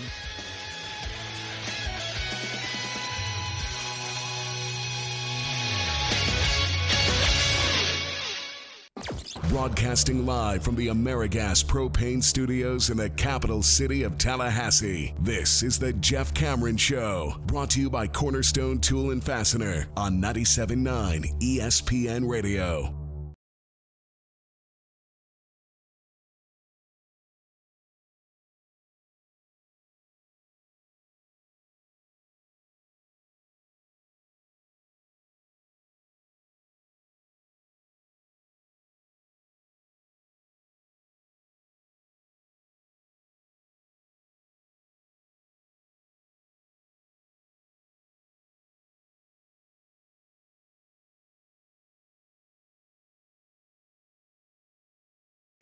number 2, Jeff Cameron Show, 97.9 ESPN Radio. Thanks for tuning to it. Hope you're well. Redemption Thursday. Wagers forthcoming. Jeff Cameron Show, 97.9 ESPN Radio. As you know, Twitter, it's at J Cameron Show. WTSM app, good for your mobile devices. If you want to watch us on YouTube, you can go to ESPN Tallahassee on YouTube, and you'll find us. Hello, YouTubers. At 979 ESPN Radio on Twitter will allow you to Periscope. If you want to email JCS at 979ESPNradio.com. Lots of that. Catching up on those. I guess I didn't answer Ryan's question at the end of last hour. Are we taking the over or the under 1,000 yards combined, Patrick and Akers, for the season? Man alive, what a thing to be considering given what this year was thought to be coming in. Not that we thought they'd be a 10-game winner. Not that we thought they would, be playing in the college football playoff, but we certainly didn't think we'd be fighting for bowl eligibility, and we didn't think that we'd be in a must-win situation as we are going into Saturday against Wake Forest to get to 4 wins and give yourself a fighting chance by season's end to be playing meaningful games for the right to do something in a postseason. And that's what Florida State finds themselves doing on Saturday. A loss here, and you want to talk about a fan base bereft of hope or feeling like there's not much to latch onto for the rest of the campaign. Imagine. And then quickly throw it out of your mind because I want you to think about it the other way. But you lose to Wake, and your next 3 games are against Clemson, NC State, and Notre Dame. It could come off the tracks this Saturday. Or you're ahead of the chains. Hang on. Hold. I'll take the over on the 1,000 for the season. Me too. Because I think they'll run for a big number this weekend against Wake Forest. Over under 1150. You raise the ante. Under. Ooh, okay. I don't think they're going to run for anything against Clemson. This line against that line. My God. What a tragic sight. Could be. At least it's a noon kick. I'm taking that sucker to the Champions Club. Taking that sucker. That is a toughie, Tom. If I did what I wanted to do on game day for that, it might indeed be the Memorial Champions Club. Yeah. I mean, goodness gracious. Yeah, man. Well, hey. I'm thinking back. I told you yesterday that we had a cool opportunity on Beyond the Tips, Sirius XM, PGA Tour Channel 92 to talk to Bobby Bowden. And we were talking about games, and then it got me to thinking about the end of his time at Florida State and the lost decade in general and games where you kind of felt somewhat hopeless, somewhat helpless. And there were a few of them, but I'm wondering, will any of those match the feeling I'm going to have walking into Doak before we play Clemson? I don't know. Oh, my God, yes. 09 Florida? They were kneeling at halftime, and we knew that was coming. Yeah.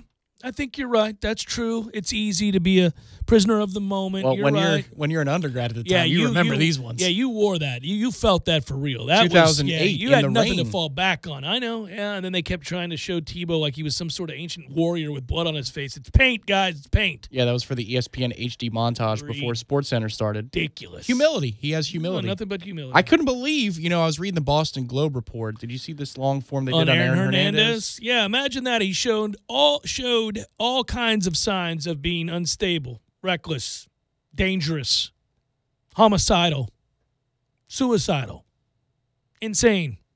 It rehashed, though, the story of him busting the guy's eardrum at 17 years old in the bar, the Swamp Bar down in Gainesville, and an underage Tim Tebow in the bar. I just couldn't believe that. Maybe he was there just to babysit Aaron Hernandez. Maybe that's what he was there for. Did you hear Tom Brady call Tim Tebow to say, I'm having a real hard time with your guys?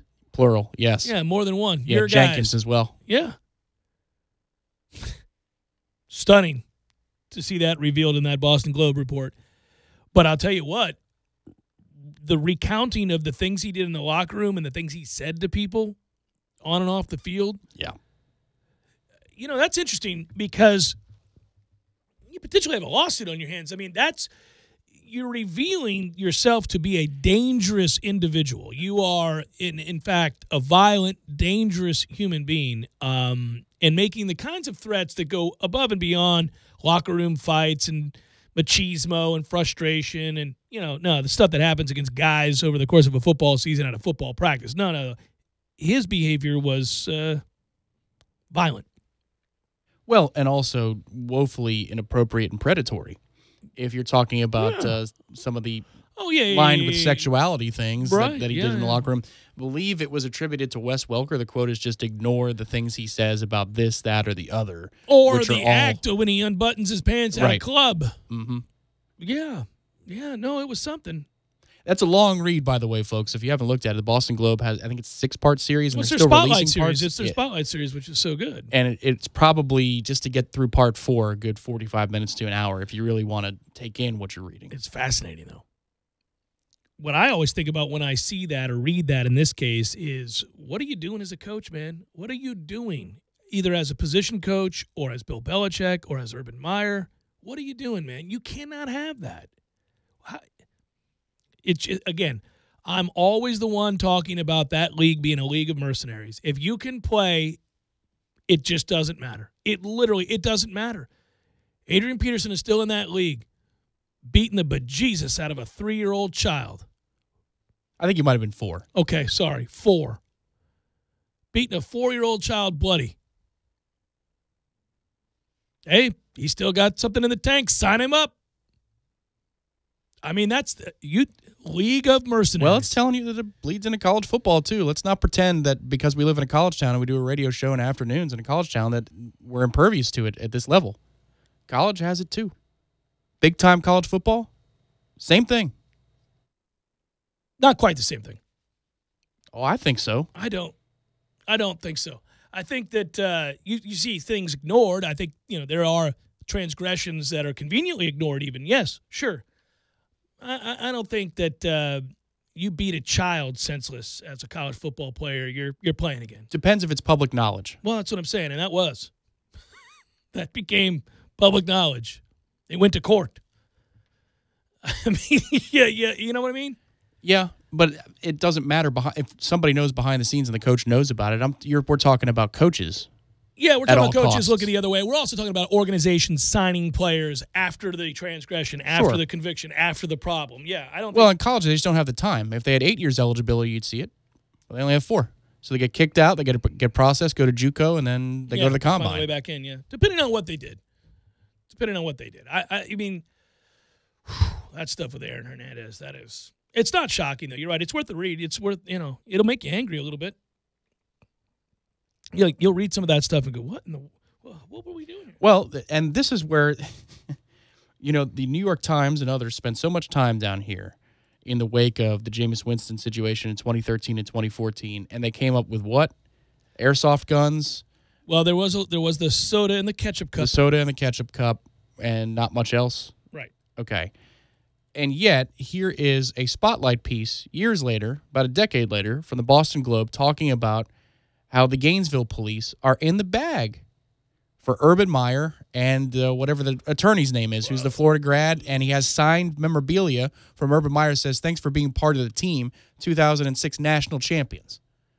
That's going to be the lawyer for that team. Well, look at Urban now in Columbus, Ohio. But you know what I'm saying? Yeah, You're going to spend a year embedded here, and you're going to come up with airsoft guns and ketchup cups full of soda. Mm-hmm. And you've got the situation down there that is the stereotype of what northern people think southern college football towns are all about, and it's in Gainesville. All right. And there's no outcry? It's incredible. Well, a lot of that came out much later. That's the thing. A lot of that all happened. I mean, we knew about it. We would hear the whispers. We're only 2 hours away, and then even Florida fans were beginning to go, oh, this guy. I mean, come on. Well, the program was covered differently because Tebow was the face of that program, and everybody loved the all-shucks evangelical who could kind of speak but kind of not. Right.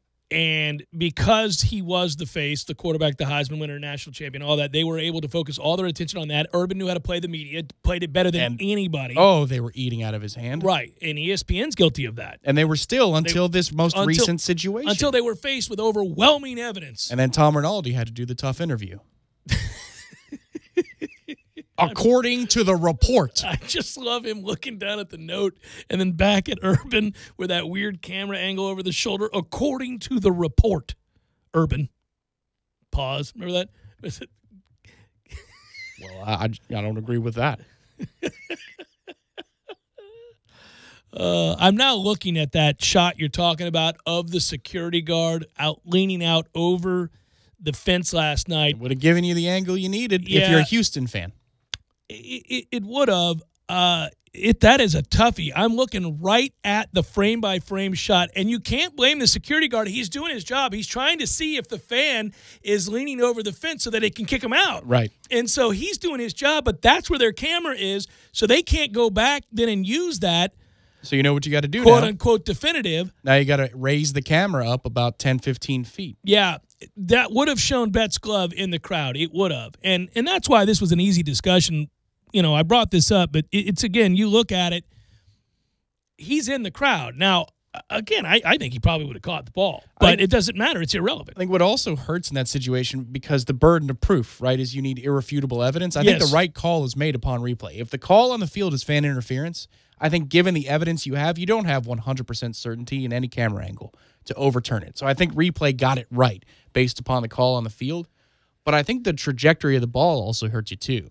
That was kind of a Yankee Stadium special kind of ball flight. If it's a line drive, I don't think we're having this discussion. I think it's a home run. Yeah, and by the way, that rule, and I talked about how easy it was. It doesn't matter that I think Betts would have caught it. It doesn't matter that the fan interferes with him, because it's not interference if you go into the stands. It's only if they come out of the stands or over the wall in order to make the play. But that specific rule is E316, not John. But there it is, and it's spectator interference. When there is spectator... For Joe West so loved the world that he remained a Major League Baseball umpire. Donut. When there is spectator interference with any thrown or batted ball, the ball shall be dead at the moment of interference, and the umpire shall impose such penalties as in his opinion will nullify the act. Did you say he ate his only begotten donut? Yeah. Fat ass. I root for him to trip constantly, just so I can laugh for hours. There's something great about fat people falling. And he's impossible. There's nothing redeeming about Joe West. So when he's jogging, if you want to call it that, down that line, I'm thinking, fall, please, roll around. He creeped me out as a kid. Come on, Weeble Wobble. Because I thought the neck thing, I thought it was its own life form. Did you know Red Russians Tonight is a Twitter account now? Really? Yeah, it just was sent to me, replete with, I think that's Nikita Koloff. Big Daddy J is 2-2. Red Russians were not had last night. Caps minus 1.5, 1-4-3 in OT. Will we have Red Russians tonight? So whoever this is has tweeted this at me, and bless your heart, I love it. I think I've got 3 in play for tonight. We may. Is that the guy who made the Bob Knight one? No, fake Urban Meyer? No. That's we know who that is. That's not the same guy. The Urban Meyer's family, I believe. Urban Meyer's family is Urban Meyer's family has. Where's Dad been? He said he loved us. That hasn't happened in a while. Red Russians Tonight ? At Red Russians is the handle. I'll get that out there. You're going to get flagged by the government. I know. I got to be careful here. Or given a medal. I don't know. One or the other. Redemption Thursday is, I have actual picks. I'll throw them out there in a minute. Jeff Cameron Show, 97.9 ESPN Radio.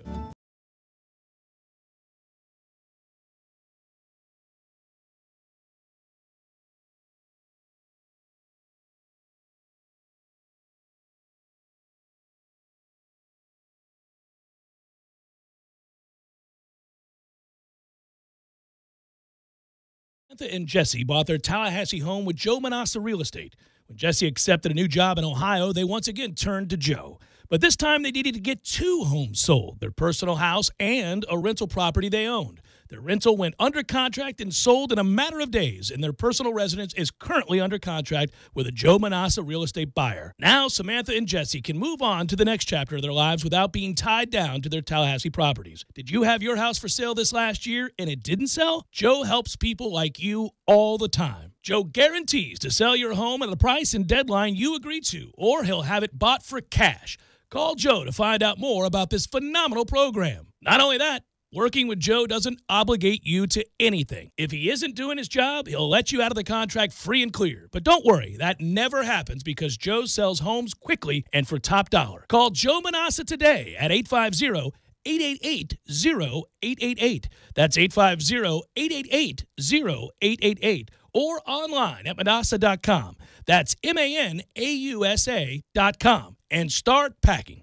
Hi, Chris Kraft for Kraft Nissan, and the 2019s are arriving every day, including the all-new 2019 Altima. Pick 6 Savings has almost cleared out the 2018 Altimas, but we still have a good selection of 2018 Rogues, Pathfinders, and Muranos that are all $6,000 off. All 2018 Sentras are $4,000 off, and we have over 40 to choose from. 2018 Versa S 5-speeds are $11,995, and 2018 Versa S Plus Automatics are $13,995. And we've extended the $10,000 off all 2018 Titan and Titan XD, regular cabs, extended cabs, crew cabs, gas or Cummins diesel. All 2018 Titans are $10,000 off, and we will give you $2,000 over Kelly Blue Book for your trade. That's $10,000 off all Titans and $2,000 over Kelly Blue Book for your trade, or a total of $12,000 in discounts on every Titan we sell. But you better hurry. The 2018s are going fast. Kraft Nissan on Mahan Drive between Academy Sports and Costco. Prices include dealer preparation charge. Hello, radio friends. I'm here to tell you about Barbaritos. Our mission statement is farm fresh, so let's explain. We serve char-grilled, grass-fed beef, hormone-free chicken breasts, and grilled tofu for starters. Farm fresh means fresh avocados used to make guacamole, and tomatoes from the vine to craft fresh pico de gallo. Farm fresh means award-winning burritos, salads, and tacos customized for you. So come visit your local Barbaritos today and literally see for yourself. Barbaritos, we roll farm fresh. Barbaritos. We make it fresh, you make it yours. The Florida State basketball team has the best record in the nation at home the last 2 years. Three-point shot, it's good again! The Tucker Center is a house of horrors for opponents. Don't miss the best ticket in town, the ACC Pack. Come see the nation's best basketball right here in Tallahassee for as low as $99. The Noles host Duke, Notre Dame, Miami, Louisville, and more inside the Tucker Center. College basketball is taking the capital city by storm. Don't get left out. Purchase your ACC Pack today. Call 888-FSU-NOLE or visit Seminoles.com today. It's a crisp fall morning. Time for your daily pumpkin soy latte. As you wait for your coffee, you get a buzz. No, it's not your boss wanting extra whipped cream, but your ADT video doorbell. It's a package. Your new latte machine. No more $5 PSLs. Barista service. Brought to you by ADT. Designing and installing a smart home just for you. Backed by best-in-class 24/7 protection. Learn more at ADT.com. ADT. Real protection. License information available at ADT.com. Games for Less, the only locally owned and operated gaming store in town, has Tallahassee's largest selection of new and used video games and game systems. The future of video gaming is at Games for Less, where they have both the PS4 and Xbox One. It's time to trade in your old systems and elevate your gaming experience now. Games for Less is also your headquarters for the best in retro gaming. Atari 2600, original Nintendo, Super NES, or Sega Genesis, you name it. They got it at Games for Less. Games for Less, the Super Walmart Shopping Center on Appalachia Parkway. Give them a call today at 850-219-3535. That's Games for Less. It doesn't happen often, but when it does, it's a massive event. It's a gun sale at both Falmers locations. Falmers has what may be our greatest selection of new and pre-owned guns, and for a very limited time, we've dropped prices on all firearms, some up to 30%. Hunting rifles, shotguns, revolvers, semi-automatic pistols. We have an amazing selection of both new and used. Smith & Wesson, Taurus, Remington, and Winchester. Buy a used Glock for as little as $349, a new one for just $499. And Falmers always takes trades. A gun for a gun, or a gun for just about anything of value. Plus, with just 10% down, you can lay it away and pay as you can. Prices have never been lower on new and used firearms at Falmers. Hurry, this gun sale ends close of business Tuesday. Falmers, 2 times more than you might expect, with 2 great locations. Midtown Rugs has moved. You'll now find us in Falmers at their location on the corner of Capitol Circle and Park Avenue. Same great service and selection of rugs that fit any budget. Now at Falmers' 12,000 square foot location. Midtown Rugs, rugs for less. Now located at Falmers.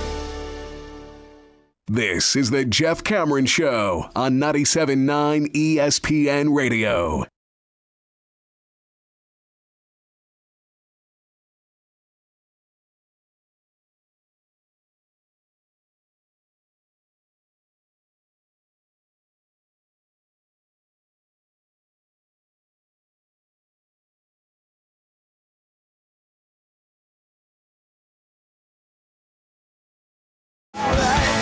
It almost feels like a weekend, and I think I figured out why.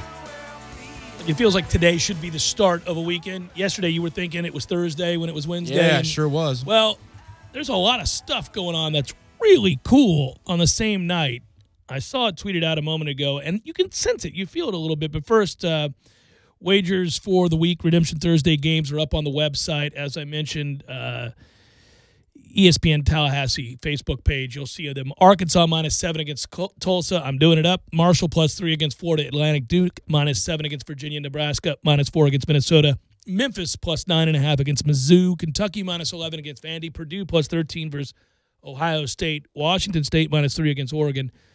If you were quick, you could have got that at 2 earlier in the week. USF -33 versus UConn. And I did a bonus bet there. Take the over 69. The obligatory nice. If you had to pick our game, because you resolved that you would pick our game. I did. I lied about that. Partly because I don't. I would take the over 60 if we get good weather.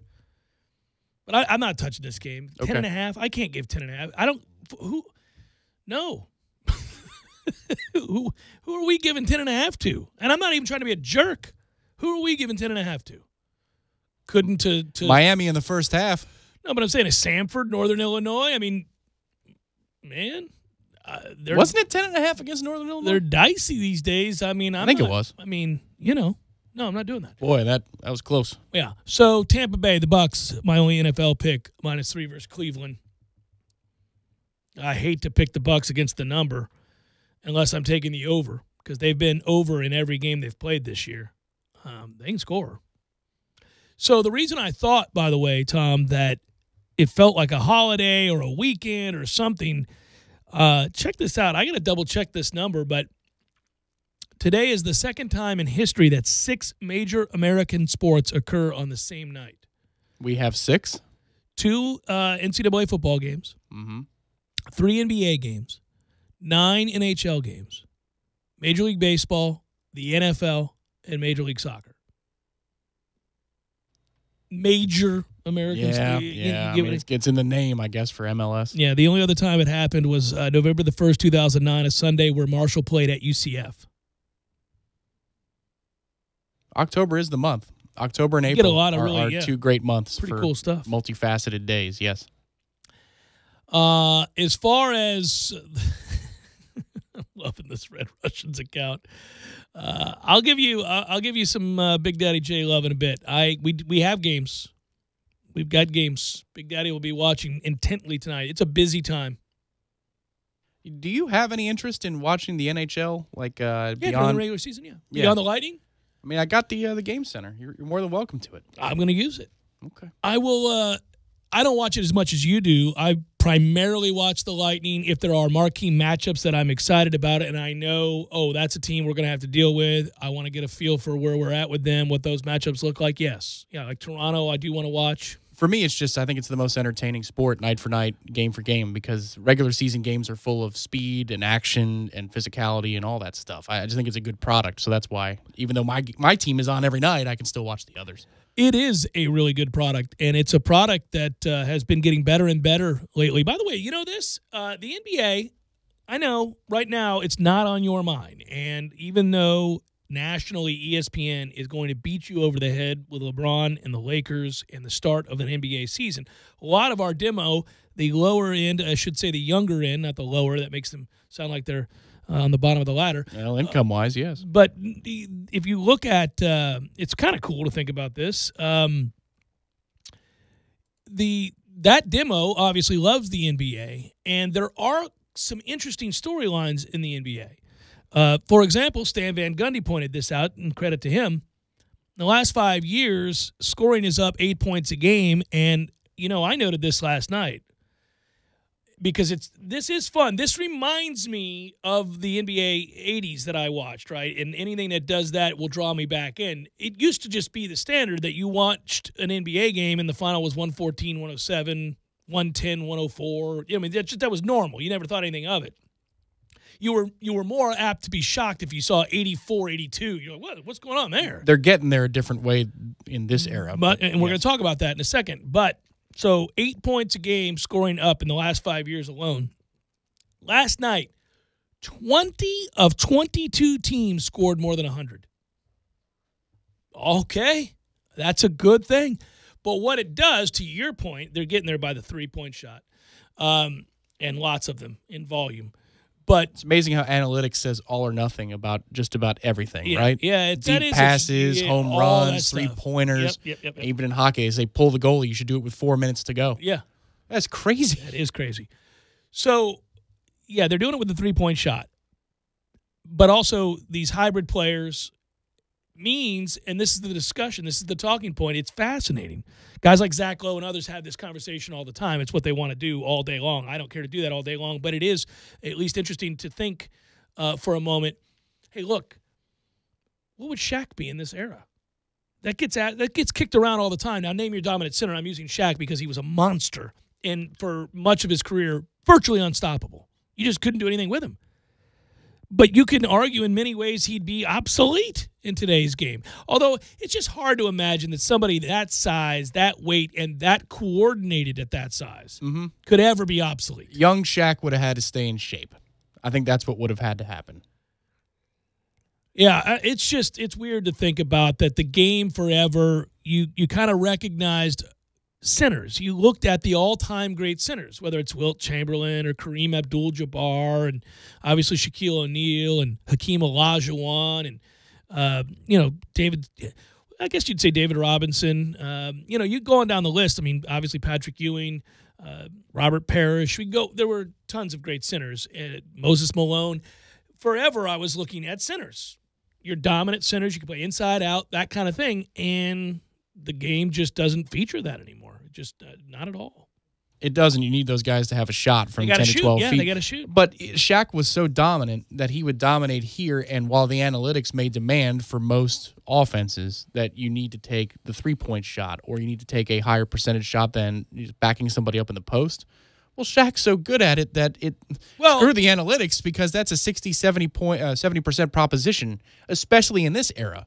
Because you notice a lot of the bigs aren't big enough to take on Shaq in his heyday. So I think on offense, you'd be fine. It's just on defense, who does he defend and where does he go? Yeah, well, and the analytics have no problem with shots right at the rim. They want you to take those or the 3. They hate the mid-range shot. They hate the 10-footer. They hate the 12-foot shot. But they hate post-up offense, too. Yeah, they don't want to see it, right? But with Shaq, it wouldn't matter. He'd back anybody down.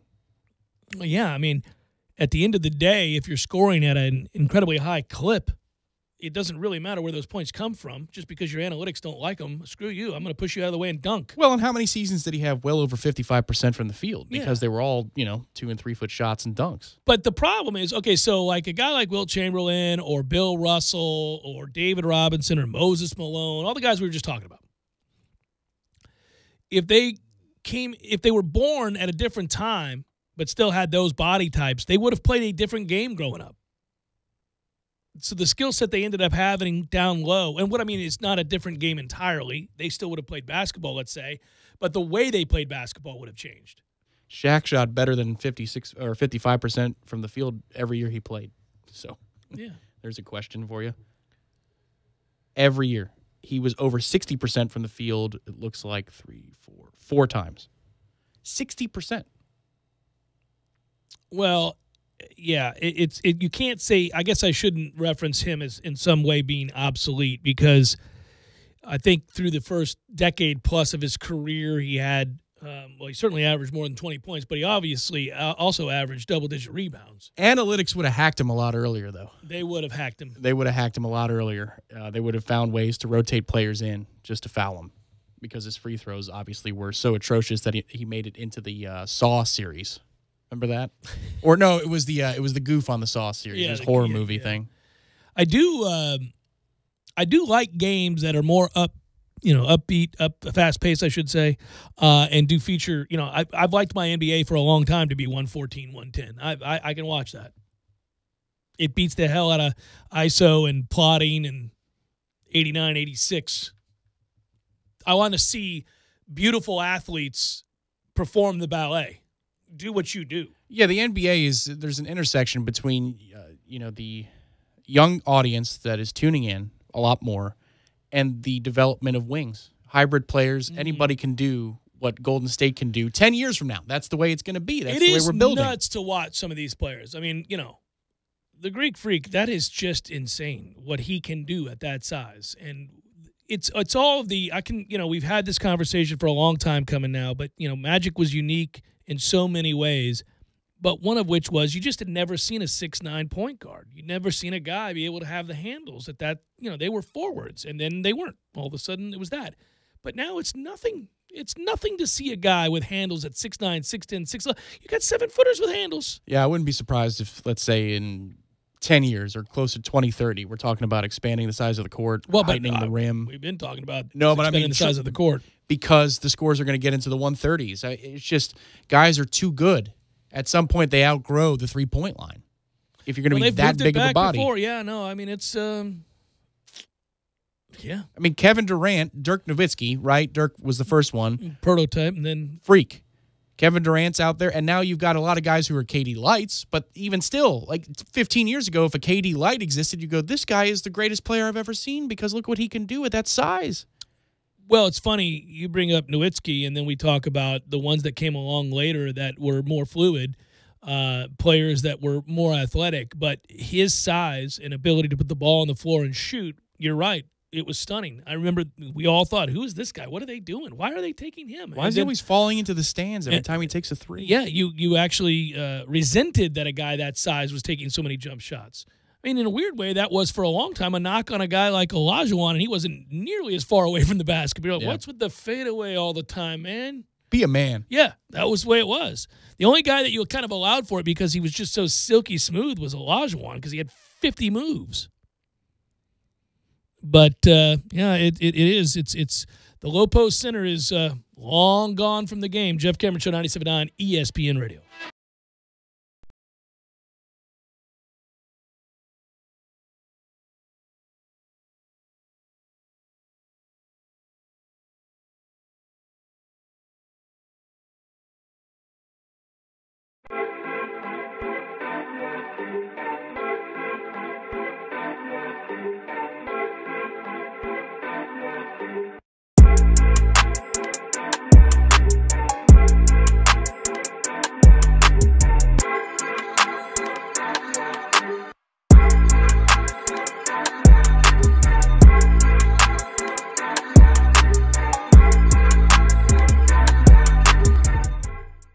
When you're in need of auto repairs, look no further than Nice Tire and Auto Service. Nice has been in business for 16 years with long-term, knowledgeable sales associates. They have the latest wheel balancing machine in the industry. And for passenger vehicles, they service AC, brakes, suspension, tune-ups, and much more. Never sit through a long wait. Nice Tire and Auto has 10 service bays to get you back on the road quickly. If you have tire problems, check out their large inventory with various Goodyear and Michelin tires. Nice Tire and Auto Service, 4792 Bluntstown Highway, 574-4100. Sorry, boys, I did not have time to pack. We got this. It's right here, guys. We got this. I thought I could handle it. We got this. Moving doesn't have to be a hassle. Call us first at 2 Men and a Truck. No matter the move, home or business, we'll make it a smooth one. I forgot something. We got this. Get your weekend started right here on 97.9 ESPN Radio. Saturdays at 6 a.m. with Fishing Florida Radio. Listen to the three amigos, Boudreaux, Steve Chapman, and Captain Mike Ortega as they catch you up to speed on what's new and biting in the North Florida region. Big-time guests, celebrities, interviews, and 3 hours of the fishing info you need. Fishing Florida Radio is brought to you by Sea Quarters Marina off Highway 98 in Carabel. Sea Quarters Marina, your full-service marina. And presented by Hobbit American Grill and Mike's Marine Supply.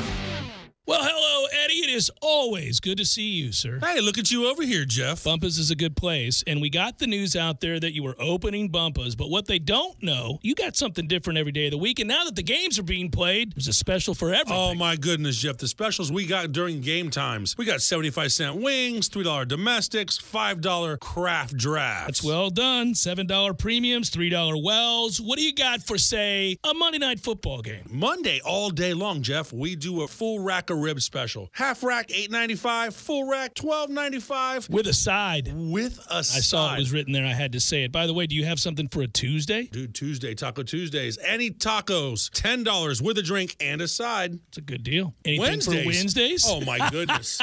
Wednesdays. What a Wednesday special. We got a burger and a beer for $12. And if you so choose, add a bourbon for $3. Okay, so Bumpus has a lot of things going on for the games. Most importantly, those TVs, delicious food, and a special every day of of the week. Bumpus! Local 349. Fall is here. You know what that means, right? Yeah, colder weather and yard work, like raking leaves. But, fall is also the perfect time to get your energy audit from the City of Tallahassee Utilities. That way, you can be sure that your whole home is ready for the cooler weather. I can't afford that. Yes, you can. It is a free service. An energy auditor comes to your house at a time that is convenient for you, examines your structure, checks your energy and water systems, and then recommends changes that could save you energy, water, and money. They do all that for free? Yeah. To help customers even more, the city also offers installation grants and low-interest loans and rebates for Energy Star appliances. Wow, you can really pile on the savings with the City of Tallahassee. I'm going to call City Utilities today at 891-4968 to schedule my free energy audit. Oh, and don't forget to check out talgov.com for more information about all the ways the city can help you save energy, water, and money.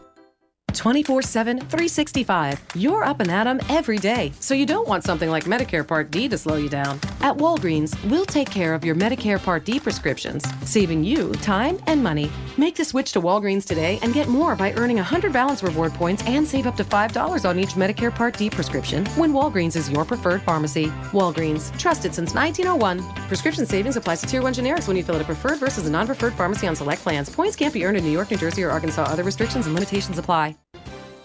Time now for the Tampa Bay Lightning Report, brought to you locally by Township of Tallahassee. The Tampa Bay Lightning get set to take on the Detroit Red Wings tonight at home. These two teams are playing their first of 4 meetings this season and the first of 2 at Amalie. Tampa Bay has won 11 in a row over Detroit. Of course, Detroit comes into this game winless so far through 6 games. Tampa Bay is 3-1 through 4. The team did make a couple of roster moves today. Corey Conacher was reassigned to Syracuse after clearing waivers, and Danik Martel was reassigned to Syracuse for a conditioning stint. The Lightning made a couple of those moves because it does appear Ryan Callahan will make his debut tonight. Also, Andrei Vasilevsky will be in nets. With your Lightning Report, I'm Greg Linnelli.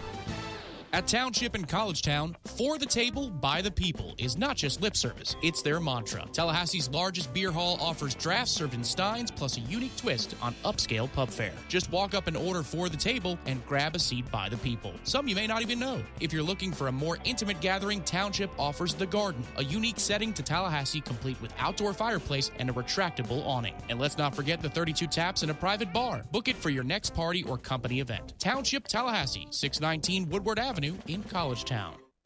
Broadcasting live from the AmeriGas Propane Studios in the capital city of Tallahassee, this is the Jeff Cameron Show, brought to you by Cornerstone Tool and Fastener on 97.9 ESPN Radio.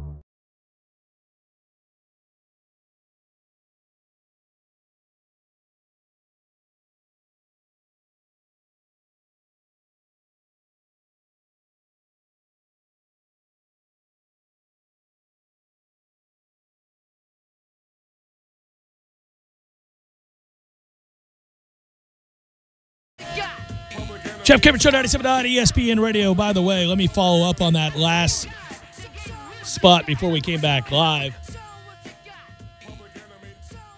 Thursdays are Friday Eve, and that's a reason to celebrate. Yes, sir. Here we go. Go see my friends at Madison Social, where tonight, burgers, 2 bourbons, 2 proof ales, all just for $40. You also get an order of wings with that I skipped out on. So an order of wings, 2 burgers, 2 bourbons, and 2 proof ales for $40. That's doing some things. Obviously, you might suggest splitting that with somebody. I would hope so. Well, the 2 burgers part makes it tough because I could eat the wings and the 2 bourbons and the 2 ales, and the wings. I could do all that, right? But 2 burgers, that's a bit much. Also, Township Taco Thursday, $2 house tacos, doing things. Who can turn down tacos? I don't think I've ever turned down a taco, even if I was completely stuffed. Somebody said, "Would you like a taco?" "Oh, I just ate 6 of them. Here's an extra taco." Okay. Centrale offers 50% off select pizzas all day, every Thursday. Today's Thursday. Yay! Parking has been solved. It's free. That'll solve most problems. Free. Visit thursdaysincollegetown.com for more details. That'll do it. Do you know that depending on where you look, Alabama is at 65% to make the playoff. Clemson is tied with them to make the playoff in terms of the odds of making the playoffs are at 65%. If Clemson wins this weekend over NC State, that number moves to 74%. Alabama, I would feel like, is a much more of a sure thing, right? Much more. I would not say that because the ACC is that weak and Clemson's remaining schedule. If you just look at the strength of schedule, if they beat NC State, come at it from there. They're playing us. No. At South Carolina at the end of the year, no. Anybody in between? No. Now, good point. Well, now they are a team that loses to Pitt or somebody like that all the time. So maybe that can be us next week because we're about as talented as that Pitt team was a couple of years ago. But with Alabama, I just think that a team like, I don't know, LSU or Georgia could rise up and scare them a little bit on the schedule. They're maybe a little bit more potent if Alabama has a bad game, Tua goes down, something along those lines compared to what Clemson has on its schedule. You know, look, it's interesting if you actually have this conversation just because none of us think that anybody's beating Alabama, but somebody has to make the playoffs. So you have the discussion of, okay, so here's Alabama, they're in. Now, where else are we getting these teams from? And believe it or not, a team that's overwhelmingly favored currently, if you look at a place like 538 does this, right? 72% for Oklahoma is an awfully high percentage for a team that doesn't play defense, and I don't think is great. They don't have the inside track right now either, so they're figuring that something's going to happen. Yeah, because they need Notre Dame to slip up along the way. Right. Well, isn't Texas in the lead? In the Big 12? I mean, they are. They got the head-to-head tiebreaker. They do, but I don't think that they are. They would play each other in the title game. I get it. It's not they're in the same division. I think it's still right now the odds are still in favor of Oklahoma over Texas.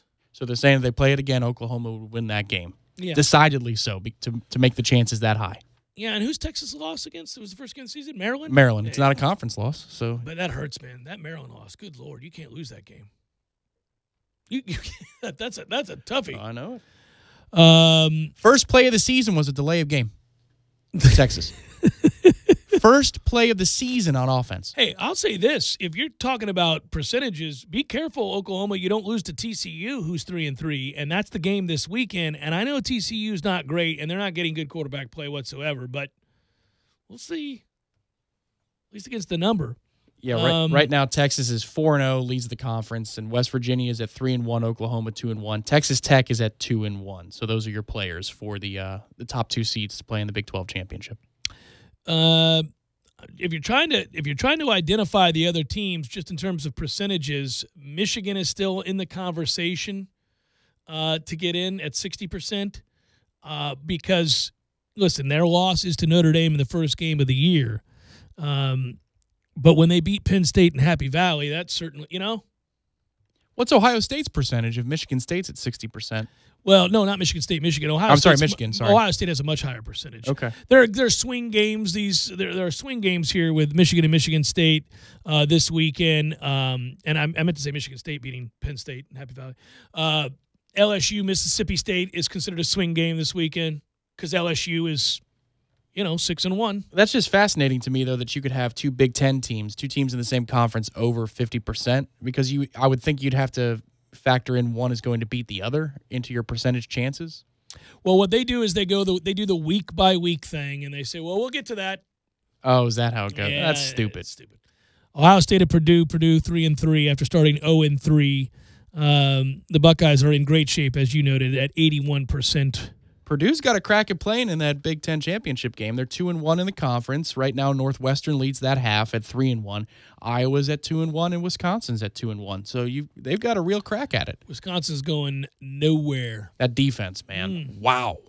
Well, and they're not nearly as good. We thought running the football would be the cure for them. You come into the season with what many people thought was the best offensive line in the country, with a Heisman Trophy candidate at running back in Taylor, and it just hasn't. You know what spooked me? So I played Wisconsin against New Mexico, and they tried to cover late, and they came up just short.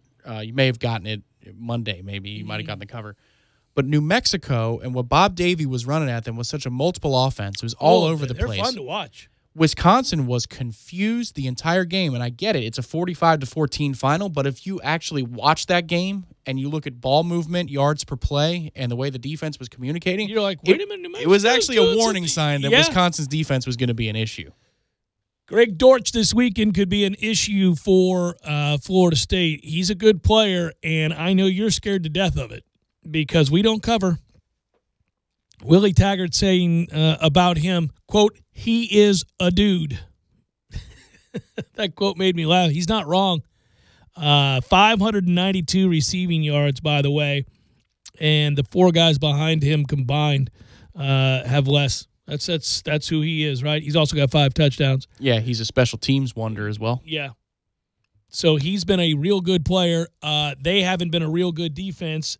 I was leaning towards, if you're into these sorts of things, the over because of it. But that said, I don't know about inclement weather. So really am interested in just how we play each team defensively because Harlan Barnett has We'll shown change it up. He will change it up week to week, and it's refreshing, but you also get to see, I mean, really, in the back end of the defense, who can cover, who can play zone, who can play man. He's going to run young kids out there if the veterans don't do well.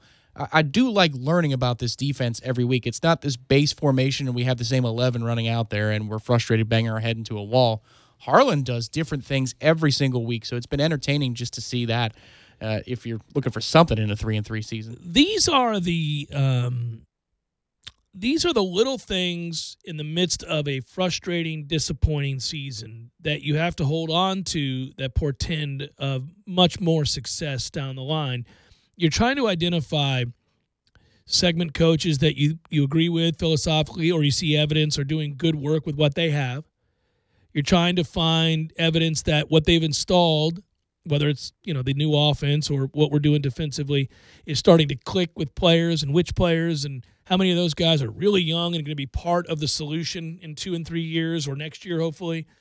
This is what you're doing when you're watching these games because it's certainly not trying to size up potential opponents for bigger stakes. It's really about the growth within individuals, units, and coaches that you're trying to identify. And I think, Tom, to your point, Harlan Barnett, by and large, even with all of the coverage issues, if you're just talking about a willingness to not be stubborn and to adjust and to adapt and to change it up week to week based on what you're seeing from opposing teams, offenses, and the ability to pull kids out of a game when the technique issues go awry or they make the kinds of mistakes that we can all clearly see over the course of watching a game. Hey, this is the 3rd time he's done this.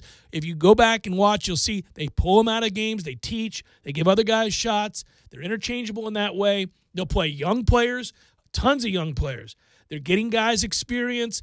So that's a forward-thinking approach to all of this, and I really have enjoyed Harlan Barnett. Again, we've got to get better at covering people, especially in single coverage. One of my frustrations has been oftentimes we're there. Guys just don't know how to look for the football, but you're not seeing – you are occasionally. But where we got hurt against Miami, those guys were covered. There's people on them. Right. They're there. They're One's right there. an OPI, and then another one you just lose a battle. The 2 4th downs, you just lose one-on-one. You just lose battles. a one-on-one battle, but also that one's not OPI. I mean, you're talking about them, offensive pass. Yeah. One's defensive pass interference. They're calling us too. That wasn't. Well, a couple of those. One Yeah. was that, when you run a gadget play where you run some sort of And you halfback get toss bailed pass. out with that nonsense. I mean, it was a garbage play they got bailed out on. And you're engaged with the player because you don't know if he's running the ball or not, too. I think that goes into it a little bit there. Well, and he comes back because it's so poorly thrown. Right. He's trying, You can't reward a terrible throw. When Mark Stoops came here and Jeremy Pruitt came here, we both heard, those press conferences, and they said multiple. The word multiple. Multiple, yep. I mean, it really wasn't. You had a 4-down lineman look for Stoops, and we played 3 linebackers most of the time unless, it's 3rd and obvious. Mm-hmm. With Jeremy Pruitt, it's a 4-2-5, and we do what we do. There are some blitz looks out of there, some corner blitzes.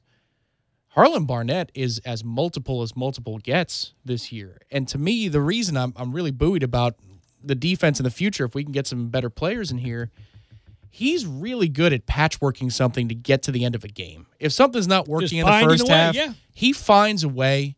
He comes out with a completely different scheme. He goes to zone. He goes to man. He blitzes more. He does something. He doesn't just take it on the chin over and over and over But hold on, again. I want to make sure because what could be insinuated is that on the other side of the ball, and I'm not saying you were doing this, that they don't make adjustments. It's not true.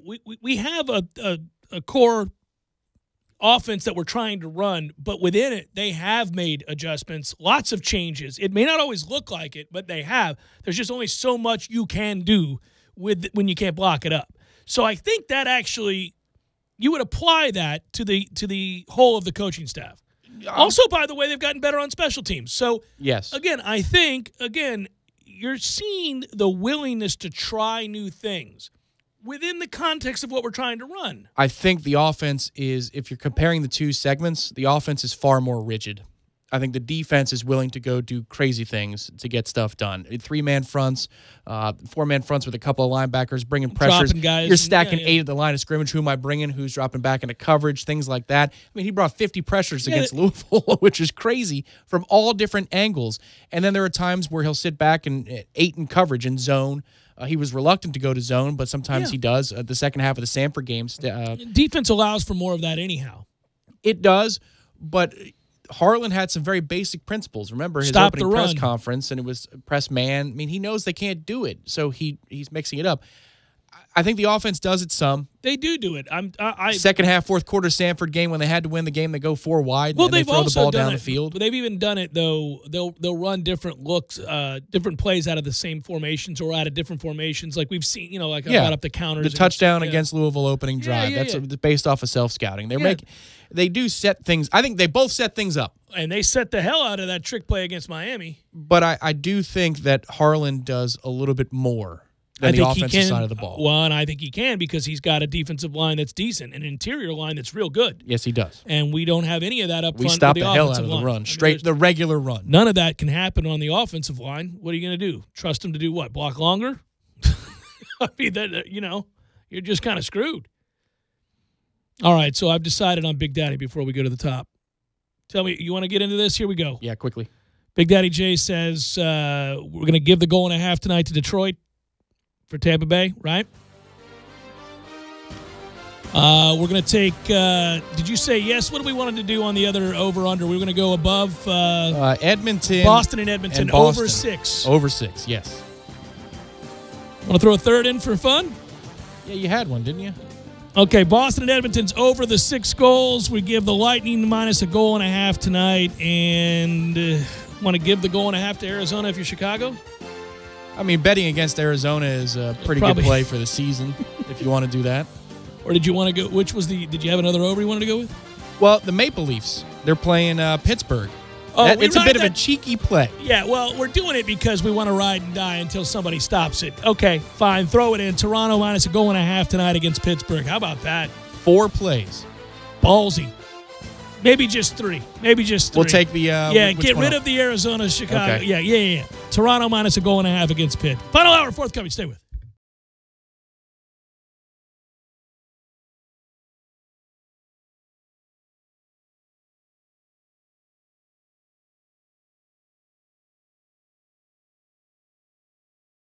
Fish are still biting regardless of the score. Sea Quarters Marina, Carabel, Florida. Open 7 days a week from 7 a.m. to 7 p.m. The marina has a ship store which includes fuel, bait, tackle, ice, and all of your fishing supplies for the trip. Both diesel and non-ethanol fuel is available. Free Wi-Fi and pump out with boat slip rental. Sea Quarters Marina, 501 St. James Avenue, Carabel, Florida, 697-8400. Visit them online at seaquartersmarina.com.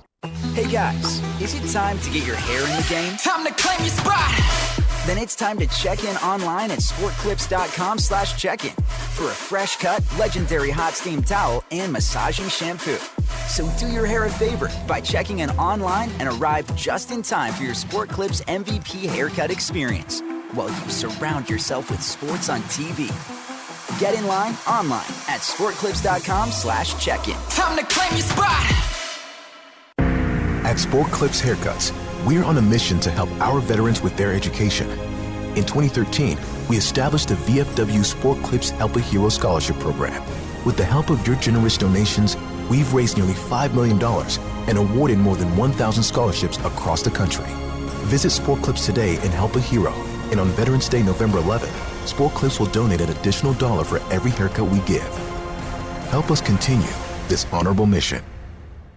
Pay off credit card debt with a personal loan from Marcus by Goldman Sachs. When you have a family, life adds up.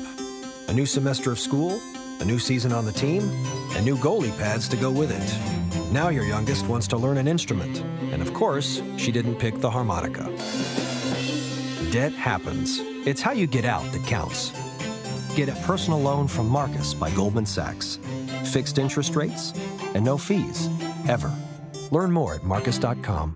From the notebook of James Naismith to the halls of the Donald L. Tucker Center, the game of basketball has always been a Tallahassee fan favorite. The Seminole basketball team welcomes you the opportunity to become a bench warmer. You never know when your number's getting called. Fans now have the opportunity to purchase a $175 lower level season ticket and sit in a different seat every game. You could sit courtside as the Noles host Duke, Florida, Notre Dame, Miami, and Louisville. It's the best thing since sliced bread, and all for only $175. Purchase your tickets and become a bench warmer. Call 888-FSU-NOLE or visit Seminoles.com today.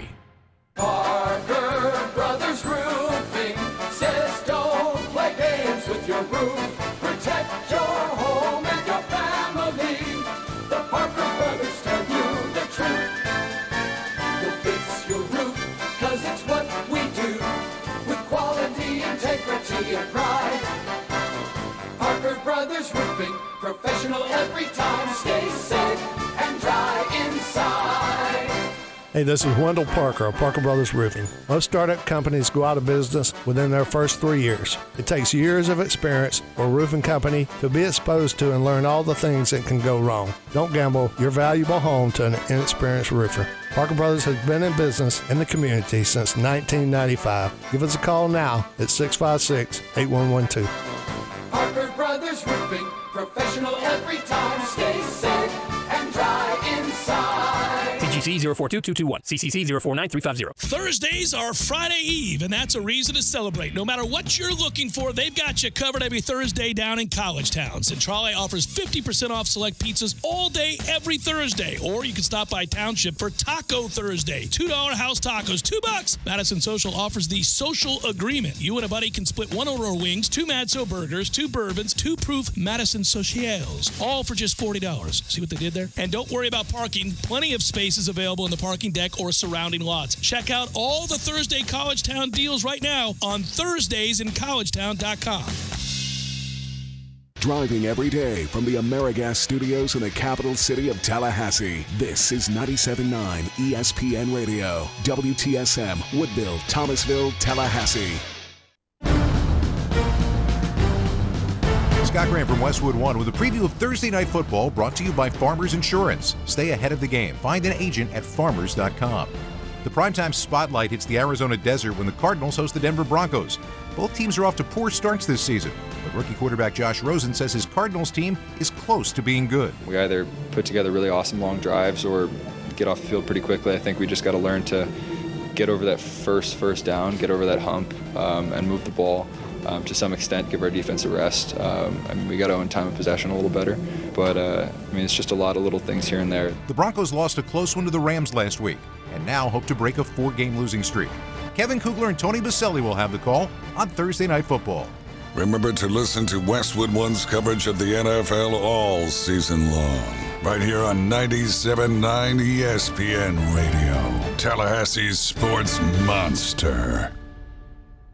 Napa know-how. It takes a lot to get excited about a bag, but most bags can't save you 20% on parts and accessories. That's 20% off brake pads, 20% off oil filters, 20% off virtually anything you can fit inside the 99-cent Napa reusable bag. So tell your buddies there's a bag they just have to check out.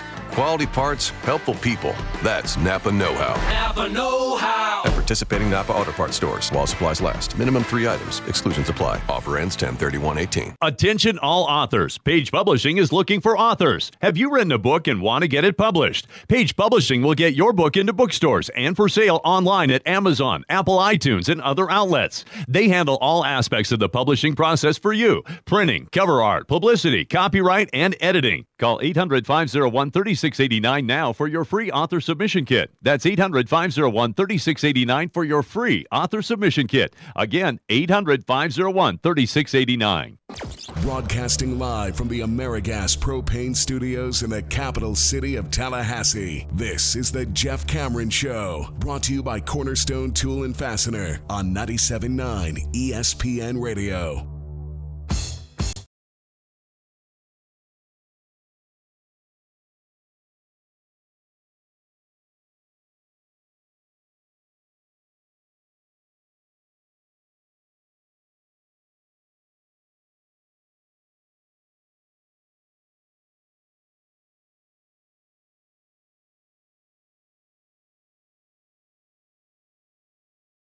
part of the Jeff Cameron Show, at least for today. Thanks for tuning to it. A fine Redemption Thursday to you and yours. I'm Jeff. That's Tom. We are online, ESPNTallahassee.com. That's where you go to listen live via the streaming. If you miss anything, fret not, friends. All 3 hours are posted every day upon the conclusion of the show, both to iTunes and in our own audio vault. Hello, YouTubers. I hope you are well. ESPN Tallahassee on YouTube. You can email the show if you like, jcs at 979espnradio.com.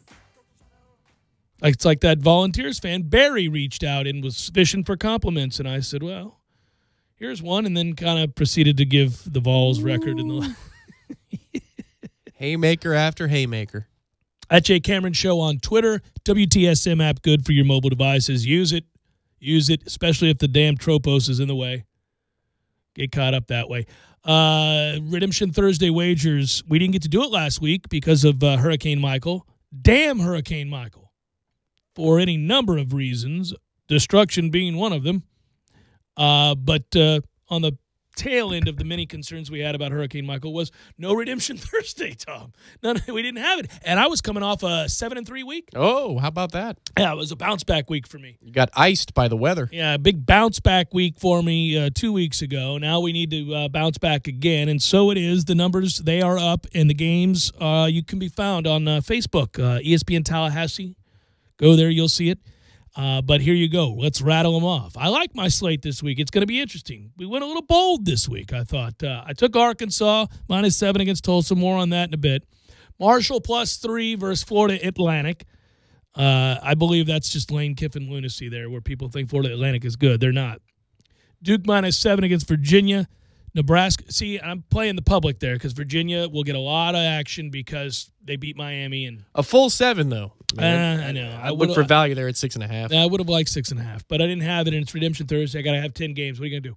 Nebraska -4 against Minnesota. I gave it. Nebraska finally gets a win. Scott Frost, they'll get a win. And I'll tell you what, they're going to win the game. They may win the game by, I don't know, like 10. We have audio from the future of that finish. Let's hear it.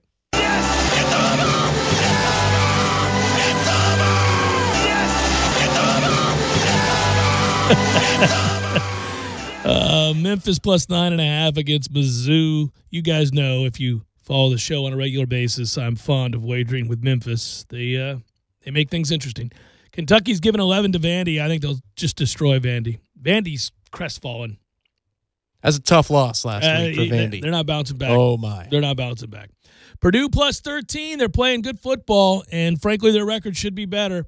But I'm a believer. You guys know that, so I'll take the 13. I would have liked 14.5. I should have jumped on this in the preseason. Washington State -3 against Oregon. I took Washington State. I'm giving the 3. Yeah. FPI likes Washington State in that game. Yeah, I like Washington State in that game. Okay. They don't get game day out to Pullman very often. I think that's going to be another level. They got a category something out there going on at Pullman this weekend. Like triples their economy. Yeah, they're going to go nuts there. They might be able to pave the roads after that one. South Florida's given 33 to UConn. And I said in here the bonus was this.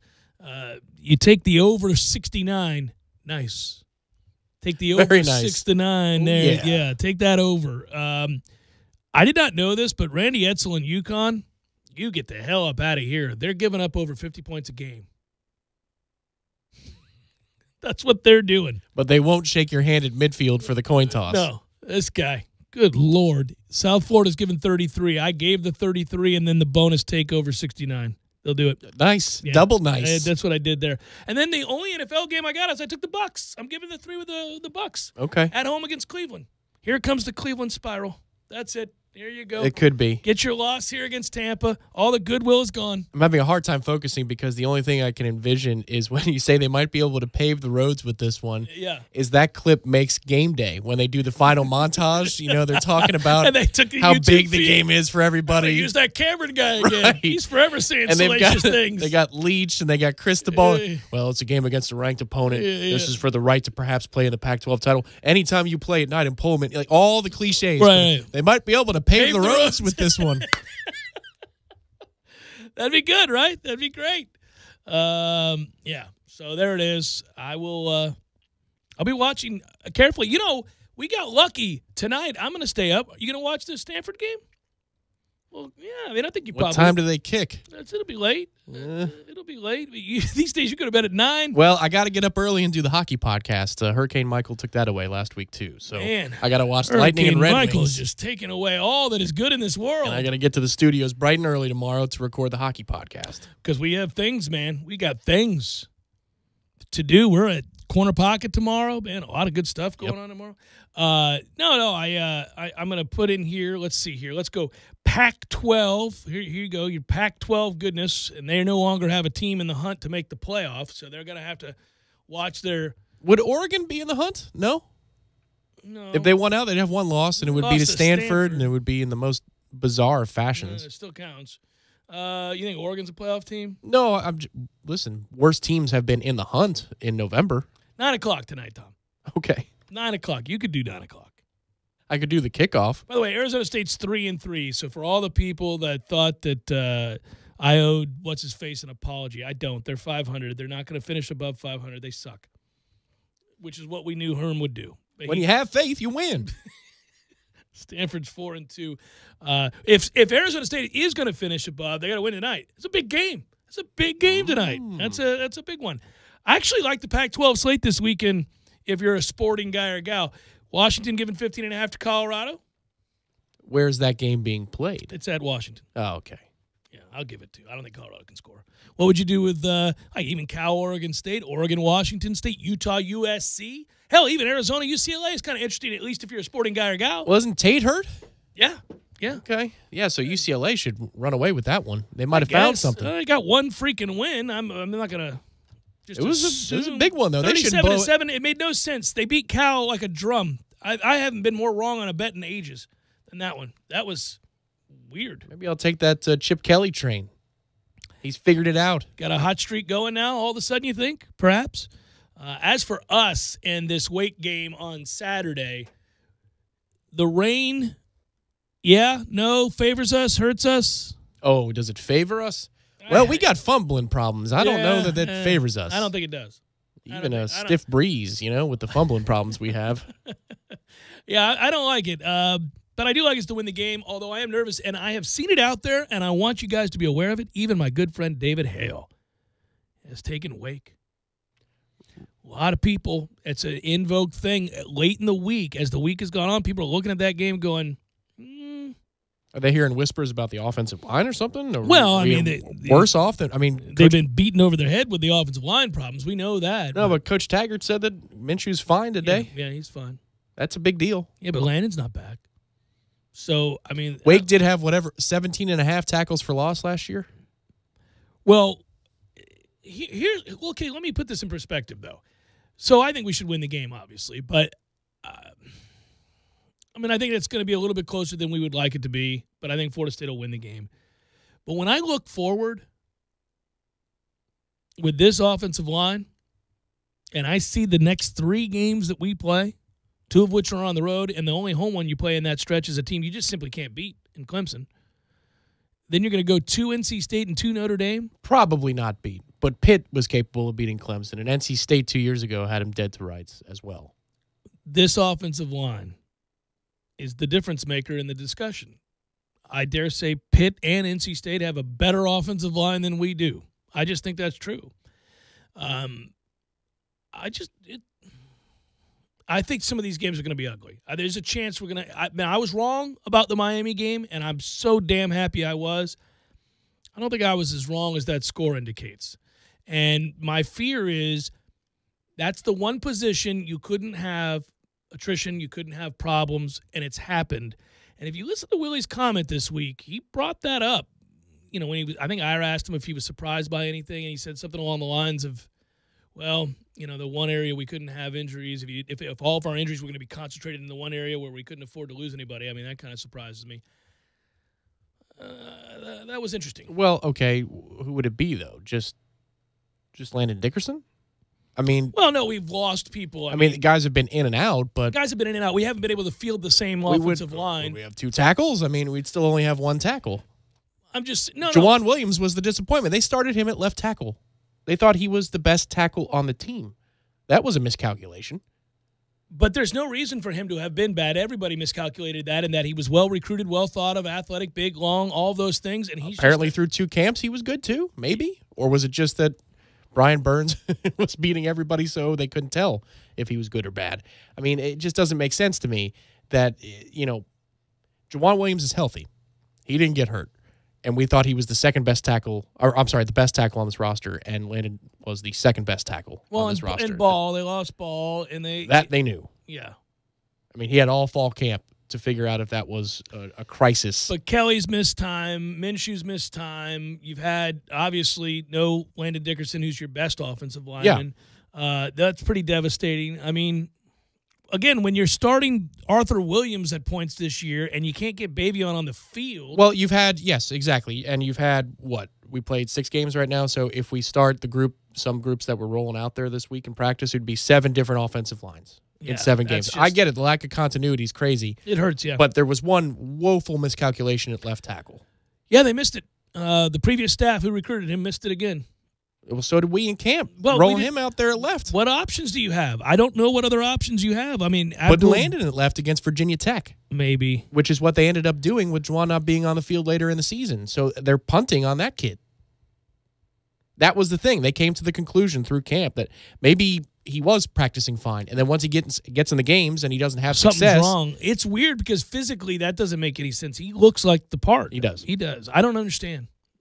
But all those kids are whatever, right? They just, at best case scenario, you have Jags, just another guy. It's another thing. Once I return to this point, and I'm going to use it until I am proven wrong. I don't care what they say in camp about who's winning what battles. Does not matter. Doesn't matter. On the offensive line. Remember, they scored 15 touchdowns in that first scrimmage before media day. Remember that? Yeah. No. No more. No, not buying it. Well, and then they got, I don't know. See, this is why you got to win Saturday, because what we're describing now is probably really a dark little stretch. That's all I'm saying. A little pretty dark stretch. I'm just saying you've had attrition at that position. Absolutely. Nobody can question that. You also miscalculated. Well, fine, but you miscalculated with players that you didn't recruit. So, again, I mean, yes, it sucks, but I don't think that we have the wrong offensive line coach. I just don't think he has options. That's damn pitiful. And I'm reminded of it going into the second half of the season where the schedule gets more difficult. And I think if Willie could change the message a little bit, tweak it, yeah, the booster tour or the preseason. Yeah, it's tough, though, man. You're excited to get the job. It's your dream job. You're trying to infuse the program with some enthusiasm, engender sort of a familial, But don't you think it would have made a difference if he went out in the tour, like in terms of fan perception, not the locker room or the culture? But how do you do that? How do you do that? How do you do that and still engender the support for season ticket sales and donations? You know what I mean? It's Jeff Cameron Show, 97.9 ESPN Radio.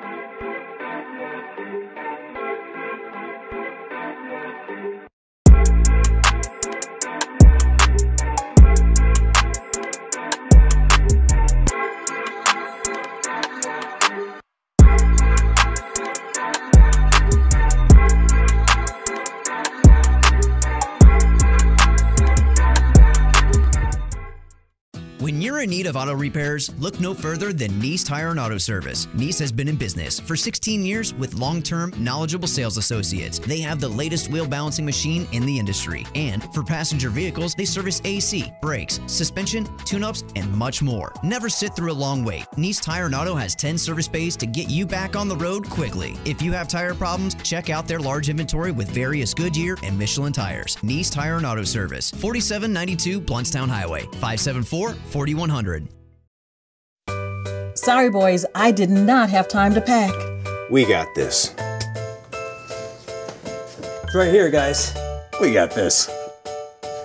I thought I could handle it. We got this. Moving doesn't have to be a hassle. Call us first at 2 Men and a Truck. No matter the move, home or business, we'll make it a smooth one. I forgot something. We got this.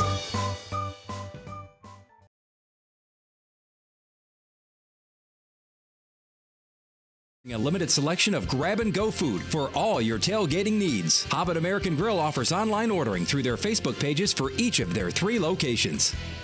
Hi, Chris Kraft for Kraft Nissan, and the 2019s are arriving every day, including the all-new 2019 Altima. Pick 6 Savings has almost cleared out the 2018 Altimas, but we still have a good selection of 2018 Rogues, Pathfinders, and Muranos that are all $6,000 off. All 2018 Sentras are $4,000 off, and we have over 40 to choose from. 2018 Versa S 5-speeds are $11,995, and 2018 Versa S Plus Automatics are $13,995. And we've extended the $10,000 off all 2018 Titan and Titan XD, regular cabs, extended cabs, crew cabs, gas or Cummins diesel. All 2018 Titans are $10,000 off, and we will give you $2,000 over Kelley Blue Book for your trade. That's $10,000 off all Titans and $2,000 over Kelley Blue Book for your trade, or a total of $12,000 in discounts on every Titan we sell. But you better hurry. The 2018s are going fast. Kraft Nissan on Mahan Drive between Academy Sports and Costco. Prices include dealer preparation charge.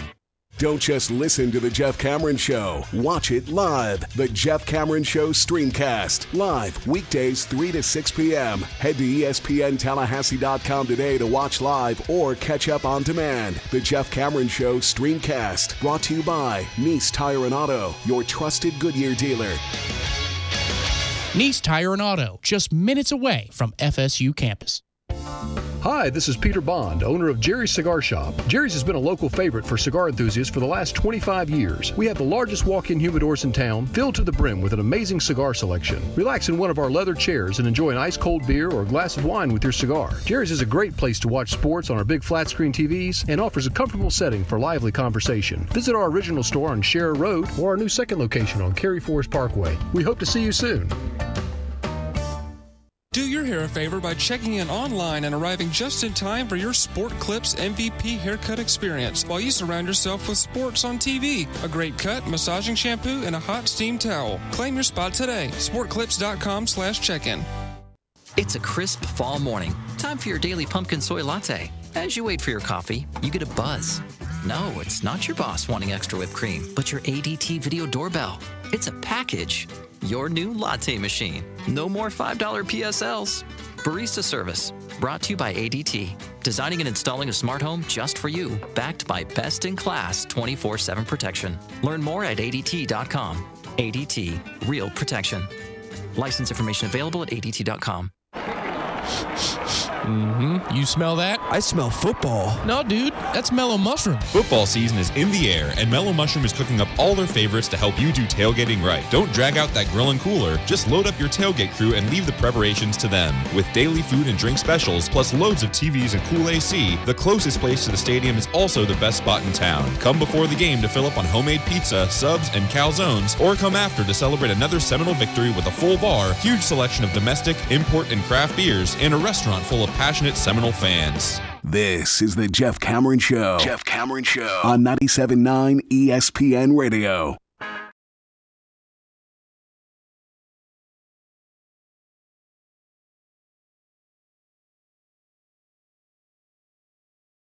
Jeff Cameron Show, 97.9 ESPN Radio, reminding you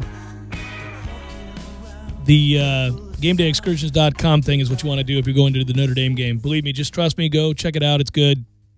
And if you use the promo code JCS, you're saving $10 on each ticket. There you go. Pretty simple. Field Museum, Bloody Mary's, Mimosas, unlimited. Then you get on a bus, hour 45 minutes. Bus to South Bend. Beer, food, free. Steps away from the stadium. Go to the game, step out of the game, get on the bus, go back to Chicago. Do what I'm doing. There's a pub in South Bend, and if anybody's been there before and they want to weigh in whether it's good or not, please do. O'Rourke's is the name of it. Mm-hmm. It's my mother's maiden name. I feel like I have to go there and check it out. Well, if you just say there's a pub, I go, oh. But O'Rourke's specifically, I've never heard of that name used for anything in terms of businesses. There is a pub. Yes. All right, here we go. Well, maybe if that slate's loaded, you know. You're not going all the way to South Bend to not go into the stadium. That'll be the first game you've been to in 5 years. You're going to walk into that game. Oh, I forgot. Erroneous. This is kind of fun. Erroneous. Hey, let's give something away. I went long in the opener. This will be short so we can come back and have a better, longer segment. We'll do it in a moment. But, yeah, let's give away Wild Adventures theme park tickets. They expire in 10 days, so you're going to want to do this now, right? family 4-pack of single-day admission tickets to Wild Adventures theme park. Woo! Woo! Doing it up. With this voucher, you can enjoy an entire day of fun at Wild Adventures, including Terror in the Wild. That's on Friday and Saturday night. And Kidoween. Hey, it's Kidoween. There you go. That's what you do. Caller 3-523-3776. You win the 4 tickets. 523-3776 for you and your family. And we'll listen to Ice-T. That's a beautiful thing.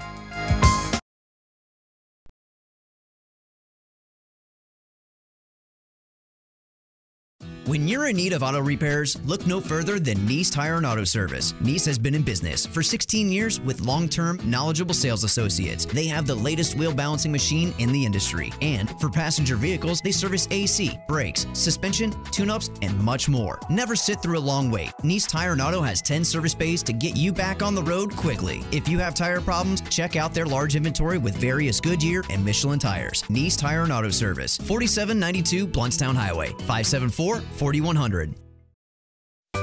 Sorry, boys, I did not have time to pack. We got this. It's right here, guys. We got this. I thought I could handle it. We got this. Moving doesn't have to be a hassle. Call us first at 2 Men and a Truck. No matter the move, home or business, we'll make it a smooth one. I forgot something. We got this.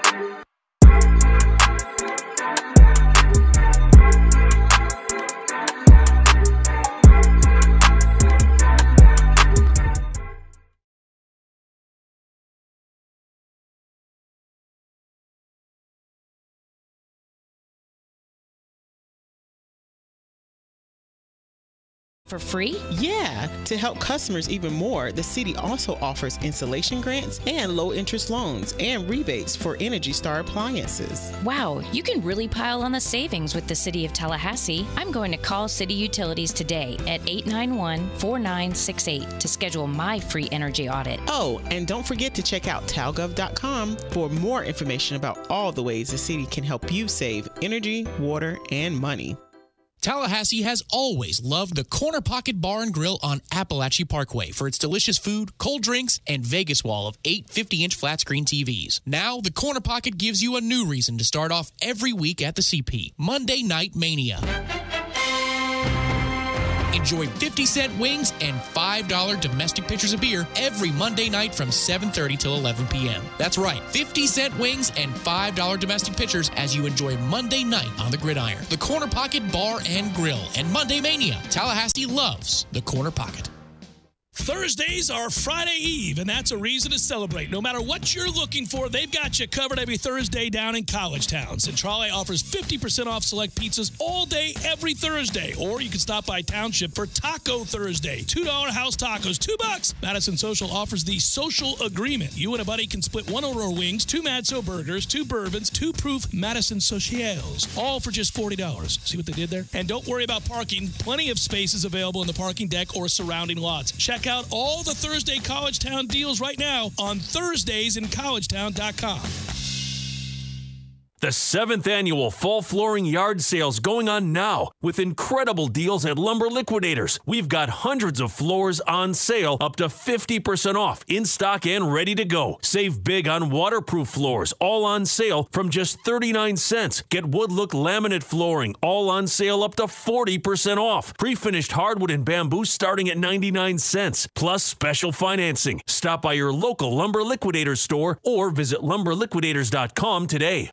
The Florida State basketball team has the best record in the nation at home the last 2 years. Three-point shot, it's good again! The Tucker Center is a house of horrors for opponents. Don't miss the best ticket in town, the ACC Pack. Come see the nation's best basketball right here in Tallahassee for as low as $99. The Noles host Duke, Notre Dame, Miami, Louisville, and more inside the Tucker Center. College basketball is taking the capital city by storm. Don't get left out. Purchase your ACC Pack today. Call 888-FSU-NOLE or visit Seminoles.com today. This Day in Sports brought to you by Superlube. Superlube, 19 Tallahassee area locations. Quick, convenient, no appointment necessary. This Day in Sports History. October 18th, 1977. In Game 6 of the World Series against the Dodgers, New York Yankees slugger Reggie Jackson hit 3 home runs in a row off of 3 consecutive pitches from 3 different pitchers, earning the name Mr. October. Only Babe Ruth had ever hit 3 homers in a World Series game. The Yankees would win the game and the series for the first time since 1962. ESPN Radio Sports Center. I'm Christine Lisi. It's winter. The season's over for the Astros tonight. The defending World Series champions down 3-1 to the Red Sox, entering Game 5 of the American League Championship Series. Houston starts Justin Verlander. He's 6-1, a 2.44 ERA in 8 postseason appearances for the Astros. David Price goes on 3 days rest for Boston. Red Sox definitely need length from Price tonight, explains ESPN MLB analyst John Farrell. While he's been in the Red Sox uniform, he's averaged 3 1/3 innings per start. And if a starting pitcher in this postseason has gone 4 innings or less, their team has been 5-11. So, going up against a tough right-hander in Verlander, David Price does have that opportunity to take this team to the World Series with a solid performance tonight, but it's going to be required to be more than 4 innings. Game 5 coverage, 7 Eastern, ESPN Radio and the ESPN app. NBA, LeBron James makes his much-anticipated Lakers debut tonight against the Trailblazers. As part of a newly formed professional path starting in the summer of 2019, the G League will offer select contracts worth $125,000 to elite basketball prospects who are at least 18 years old but not eligible for the NBA draft. The contracts will target recent or would-be high school graduates who otherwise would have likely spent just 1 season playing college basketball. Players will be free to hire agents, profit off their likeness, and pursue marketing deals. The NBA considers this a response to criticism over the league's age limit. NHL, after missing more than a week with a concussion, Penguins goaltender Matt Murray returns and starts tonight against the Maple Leafs, 7 Eastern on ESPN+. NFL Dolphins coach Adam Gase says surgery is not an option for quarterback Ryan Tannehill, who's dealing with an injured right shoulder. The team plans to rest him until he's ready to throw and is able to react to the stress of throwing.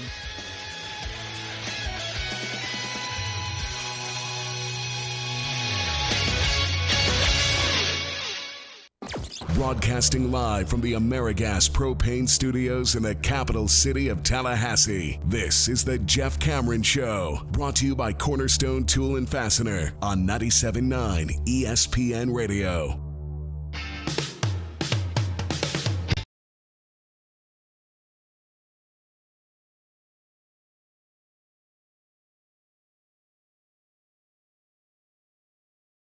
Add to it.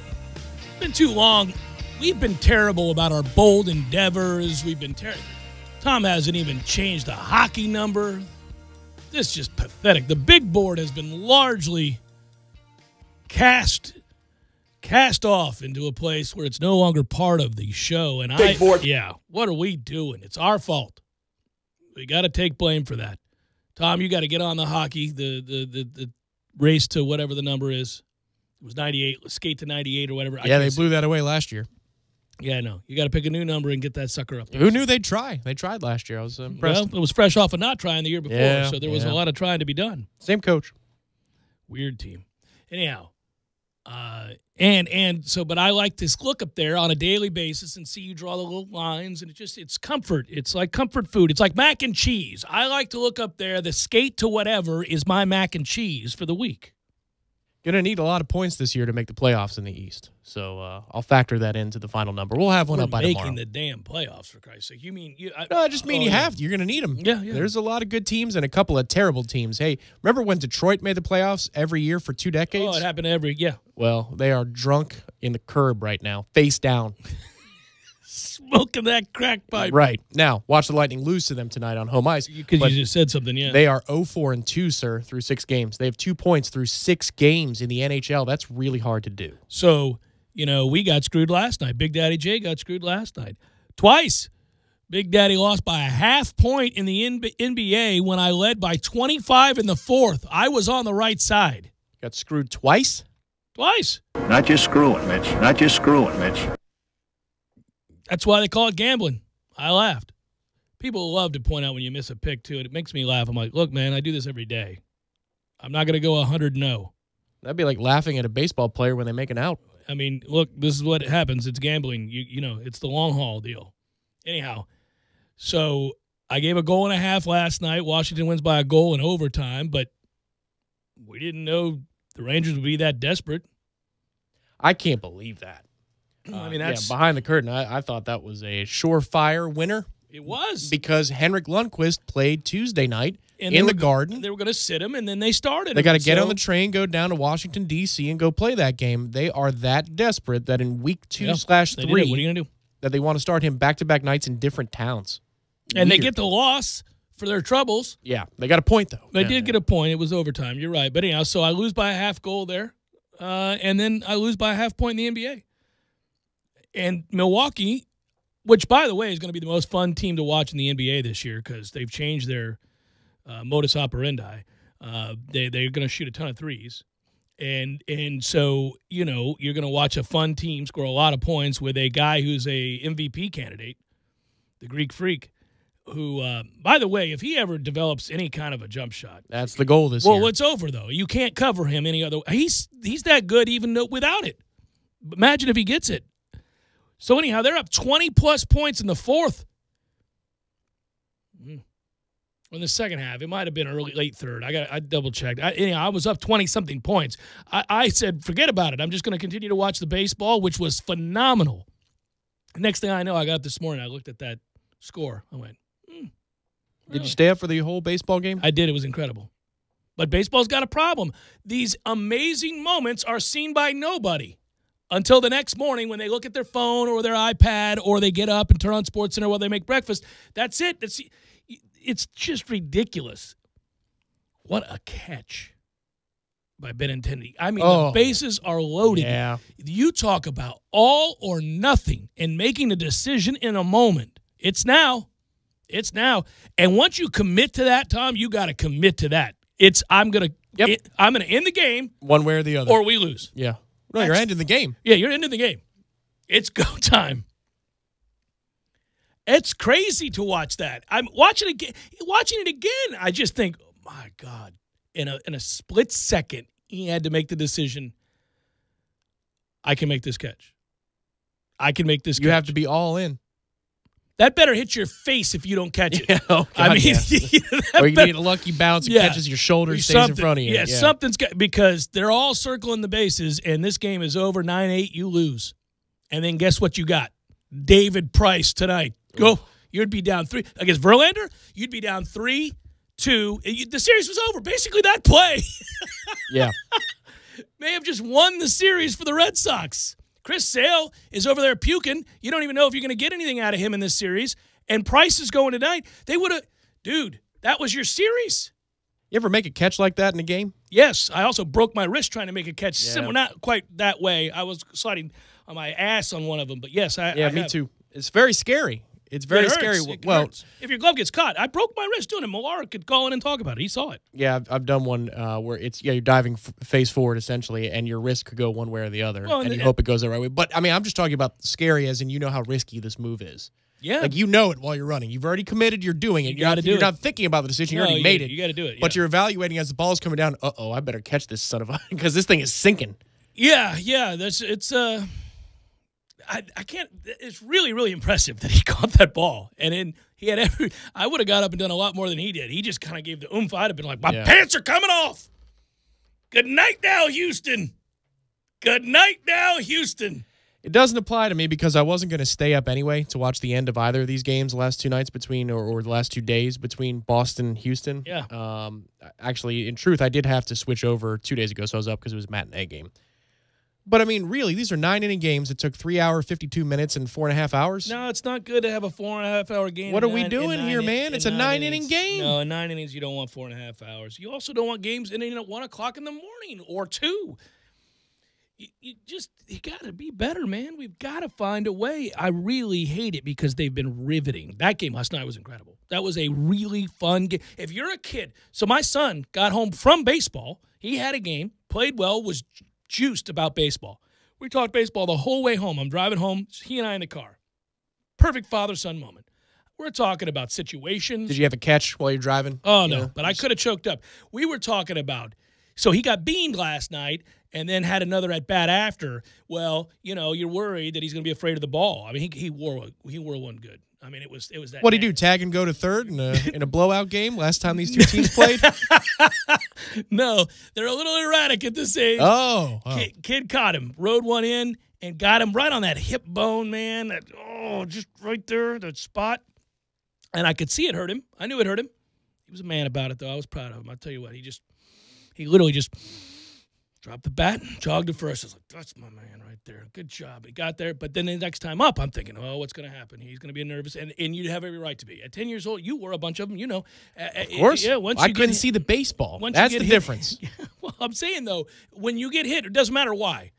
Once you get hit, you're not real excited about being back in the box. And on the first pitch in his next at-bat, it's inside. And I thought he's going to go flailing out, and he doesn't. He just turns and misses him. And then anyhow, he ends up getting a single. But the point would be this.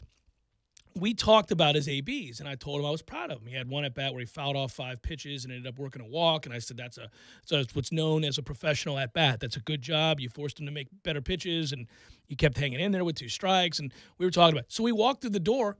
Boston's on. So it's like, okay, well, let's watch the pros. And right off the bat, they score 2 runs, and I'm explaining, location of pitches, what he's trying to do there, and we're having good baseball conversations. And the game goes on, and at some point I go, you got to go to bed. And he goes, no, I'm watching the game. I'm like, see, this is heartbreaking. He wants to watch the game with his dad. I can't. That's irresponsible. He's got school today. I can't make him. I'm not going to let him sit up till 1 o'clock in the morning watching this baseball game. You can't do that. But it pisses me off. You can DVR it and watch it with him in the morning. Sure. No, you can. And there are so many outlets now where you can actually cut the commercials and just boom, boom, boom to the action. And I told him I would do that. In fact, that was the compromise. I said, listen, when you get up in the morning, we'll do this if we have to. We'll watch it together. But I'm just telling you, you're going to be exhausted. I've already let you stay up till 10, which is way past your bedtime. Right. The game's still going on for 2.5 more hours. You got tons of time. There's not even close to being done. It's ridiculous. It is ridiculous. It is. It is. I'm telling you, man, it was the experience of watching it against college football when I realized, okay, what are we doing here? Well, I just think here's the thing. I don't mind the comparisons. I don't mind that baseball's longer than other sports, and I don't mind that the pace is different. I just think you got to – I think maybe I'm hearkening back, and I understand money drives all of this. It is about advertising dollars. I get it. Doesn't mean I have to like it. I can recognize what it is. But what's lost is if you take the long view, yeah, you may make more money now in advertising because you have the games on that late. But 10 years from now, when your fan base is diminished because no kid grew up watching your games, you're going to lose the money. And I take the long view with this because I want that game to grow. I mean, I think football's in trouble, and I think other sports will kind of come in, and the NBA has, and some others will, and maybe the NHL had that little run briefly back in '94, and then they screwed themselves. It's perfectly fit for the low attention span kid. Oh, yeah. No, it is. It's made for it. But the point is, baseball can jockey back to a place where I think it should rightfully be. Just my opinion, because I love the sport. But not when games are ending. Riveting games, well-played games. 200-plus win teams going to war was fantastic. And then what are we doing? Middle of the night. Nobody's watching. I mean, I am. I'm exhausted. This week has been hell to me. Yeah. I got black circles under my Yeah, you're Jeff Van Gundy over here. My wife keeps saying, did you stay up? Were you drinking? No, I didn't have a drop of alcohol. I stayed up watching the baseball. She's like, oh, because you came to bed. It was like 2. The game ended. That's when it happened. I love that her first... That's probably telling. Her first inclination was that I got caught up in a movie and started pounding some beer. Struggling. Not a drop. Not one drop. Good night, babe. Oh, good night. Yeah. It actually offended me when she said it this morning. See you in the morning. Offended me when she said it this morning. She goes, what are you doing out there? What you came into bed late last week? Were you drinking, watching a movie? Because I'll get carried away in movies. Mm-hmm. I'm like, I didn't have a drop of alcohol. Well, I just happen to be watching baseball. Get ready for Red Sox Dodgers, buddy, if that's the way it goes. It's going to be awesome, though. Those things are going to go to 1:32 in the morning. That's a great World Series right there. Baseball will celebrate the hell out of a Boston-LA series. In the middle of the night. Just saying. People on the West Coast have it easy. So here's what I wanted to bring up about the big board. Is that this is our big game this weekend. Arkansas-Tulsa. That's the one. It's up there. We got our wager. It's all up there. Now, I want to double down. As you heard at the beginning of the hour, I put it in Redemption Thursday because I believe in it. It's not just because we're wagering it. I believe in it. I got Arkansas, and I'm giving 7 to Tulsa. Well, again, this is another one I have to take because we played the game with Tennessee and Alabama yesterday. But here's also the deal. It's a fair thing. I mean, Tulsa sucks. Arkansas sucks. There's a whole lot of suck involved in this game. But that was a bold endeavor from July. I mean, that's a 3-month but you call. got them winning the game. They're not going to win the game. Okay. That's your bold endeavor. They're not going to win the game. Hey, man, Tulane beat Memphis. Anything's possible. That's true. They screwed me. I'm taking, by the way, I like Memphis this week. A plus 9.5 against Mizzou. I took them. But I'll do I'll give you the 7. We'll do another side wager in addition to one we already have straight up. I'm going to add this one to it. Well, this really puts Arkansas on that 4-8 trajectory. This is the one. It gets needs them to to 2 happen. wins. It gets them to 2 wins. So it does. It does. Come on, Arkansas. I need you to win this game. You end up getting me there. You'll end up nipping me. I'm at 5-7. That's right. What did Director Matthew have? 6-6. Oh, Matthew, you're just to be different. It's not going to happen, buddy. As I recall, he did that just to be different. Well, it doesn't matter. He's going to lose. Yep. Well, different. Just to be different. Isn't that right? Yeah, that's right. We all need to be the same. I got an outside shot at 5-7. They got to win this weekend. All right. So what are we doing? They need to go on a run. We doing tall boys? We doing scotch? What are we doing? Oh, not scotch for this one. I mean, it's not big you enough. Can't game. bet scotch on Arkansas. That's you'd have to drink. It'd have to be sorry scotch, it'd have to like be Cuddy Dewar's. or something. Yeah, something awful. Yeah. And we have to do it on the rocks. Maybe throw some soda in there, like something horrible. Yeah. Things, you just bastardize the scotch altogether. Right? That's what Arkansas bets are. That professor is probably ready to roll. That guy is hammered right now in anticipation for the big Tulsa matchup. Something tells me he is a Highland guy. Oh, you think so? Like you taste the cherry notes in that? That's what keeps me from throwing myself off this stadium. Hey, so here's what I'm going to tell you then. I want one of the big porters or stouts, one of the big ones from the 7th Hill Tap Room. Okay. And one of the bombers? Yeah, same for you. Same okay. For you. Yeah. I'll take a bomber, a hard one. Yeah. Oh, no, I'm not. That's a crime against humanity. No. We're not going to do a porter that. or a stout. I mean, because next It's week about the to be weather. winter. Yeah. So there you go. A bomber of we need to the go choice. anyway. Yeah. Need to go downstairs maybe tomorrow. Tomorrow we'll walk down there. Or something because I owe you like I don't know. You're into me for a bunch. A big tab. Yeah. Hey, so tomorrow, again, as a reminder, guys, meet us out at the Corner Pocket Bar and Grill. Actually had somebody reach out yesterday to get clarification on that. They're going to come out. It's a great thing. $10 cash if you got it at the door. And the reason for that is all of that money is going to Hurricane Michael relief. Every penny. Nothing goes to the bar. Nothing goes to the owners. Nothing goes to the waiters or the waitresses. Nothing. All $10 of your donations are going to go to hurricane relief. So if you want to swing by, we'll be doing the show. I actually think we're going to put that last hour. I got an interview planned, plus my mom's 7 in the can so that we can kind of walk around and say hello to people. We are. Plus doing Tom that. and the cats are setting up. They're setting up. They'll be starting at 8, but there's a live band at 5 o'clock, and they don't know weather permitting and or temperature permitting, Right. whether or not Whether they're they going to could play be inside or outside. So we're not going to compete with the music. No. You've heard the happened. jukebox come on a couple of Yeah, times over the past month or two. No, but we're going to be up there all the way to 6 at least, and it should be a good time. Come on out, and let's get hyped for this Wake game because honestly, you probably heard me today. The more I think about the rest of this schedule, the more I realize you really need to win this. Got any game. trick plays? Break them out this weekend, buddy. It's going to be a high-scoring affair. If you're going to push me to bet the game, you'd bet the over. I'm betting the over, but weather permitting.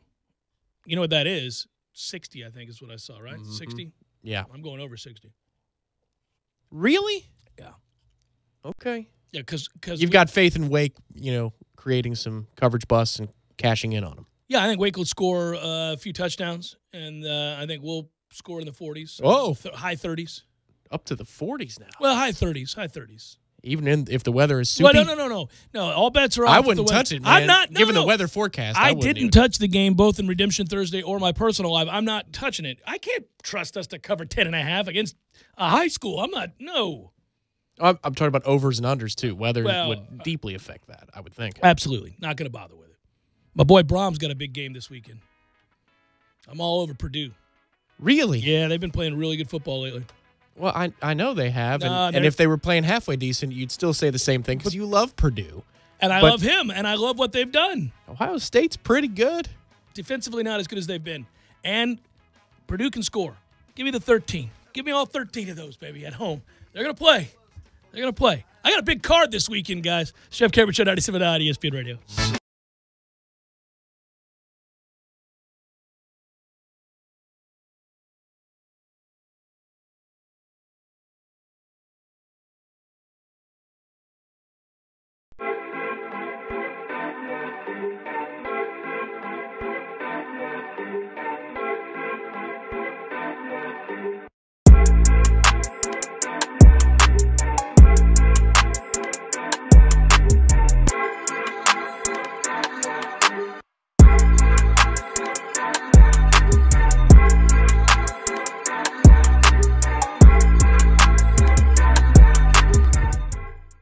When you're in need of auto repairs, look no further than Nice Tire and Auto Service. Nice has been in business for 16 years with long-term, knowledgeable sales associates. They have the latest wheel balancing machine in the industry. And for passenger vehicles, they service AC, brakes, suspension, tune-ups, and much more. Never sit through a long wait. Nice Tire and Auto has 10 service bays to get you back on the road quickly. If you have tire problems, check out their large inventory with various Goodyear and Michelin tires. Nice Tire and Auto Service, 4792 Bluntstown Highway, 574-4100. Sorry, boys, I did not have time to pack. We got this. It's right here, guys. We got this. I thought I could handle it. We got this. Moving doesn't have to be a hassle. Call us first at 2 Men and a Truck. No matter the move, home or business, we'll make it a smooth one. I forgot something. We got this.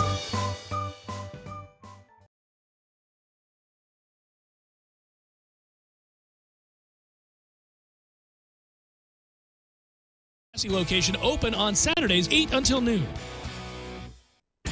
It doesn't happen often, but when it does, it's a massive event. It's a gun sale at both Fulmers locations. Fulmers has what may be our greatest selection of new and pre-owned guns, and for a very limited time, we've dropped prices on all firearms, some up to 30%. Hunting rifles, shotguns, revolvers, semi-automatic pistols. We have an amazing selection of both new and used. Smith & Wesson, Taurus, Remington, and Winchester. Buy a used Glock for as little as $349, a new one for just $499. And Fulmers always takes trades. A gun for a gun, or a gun for just about anything of value. Plus, with just 10% down, you can lay it away and pay as you can. Prices have never been lower on new and used firearms at Fulmers. Hurry, this gun sale ends close of business Tuesday. Fulmers, 2 times more than you might expect, with 2 great locations. Midtown Rugs has moved. You'll now find us in Fulmers at their location on the corner of Capitol Circle and Park Avenue. Same great service and selection of rugs that fit any budget. Now at Fulmers' 12,000 square foot location. Midtown Rugs, rugs for less. Now located at Fulmers. The Jeff Cameron Show is brought to you by Cornerstone Tool and Fastener. Big store pricing with local service. Online at ctf.nu.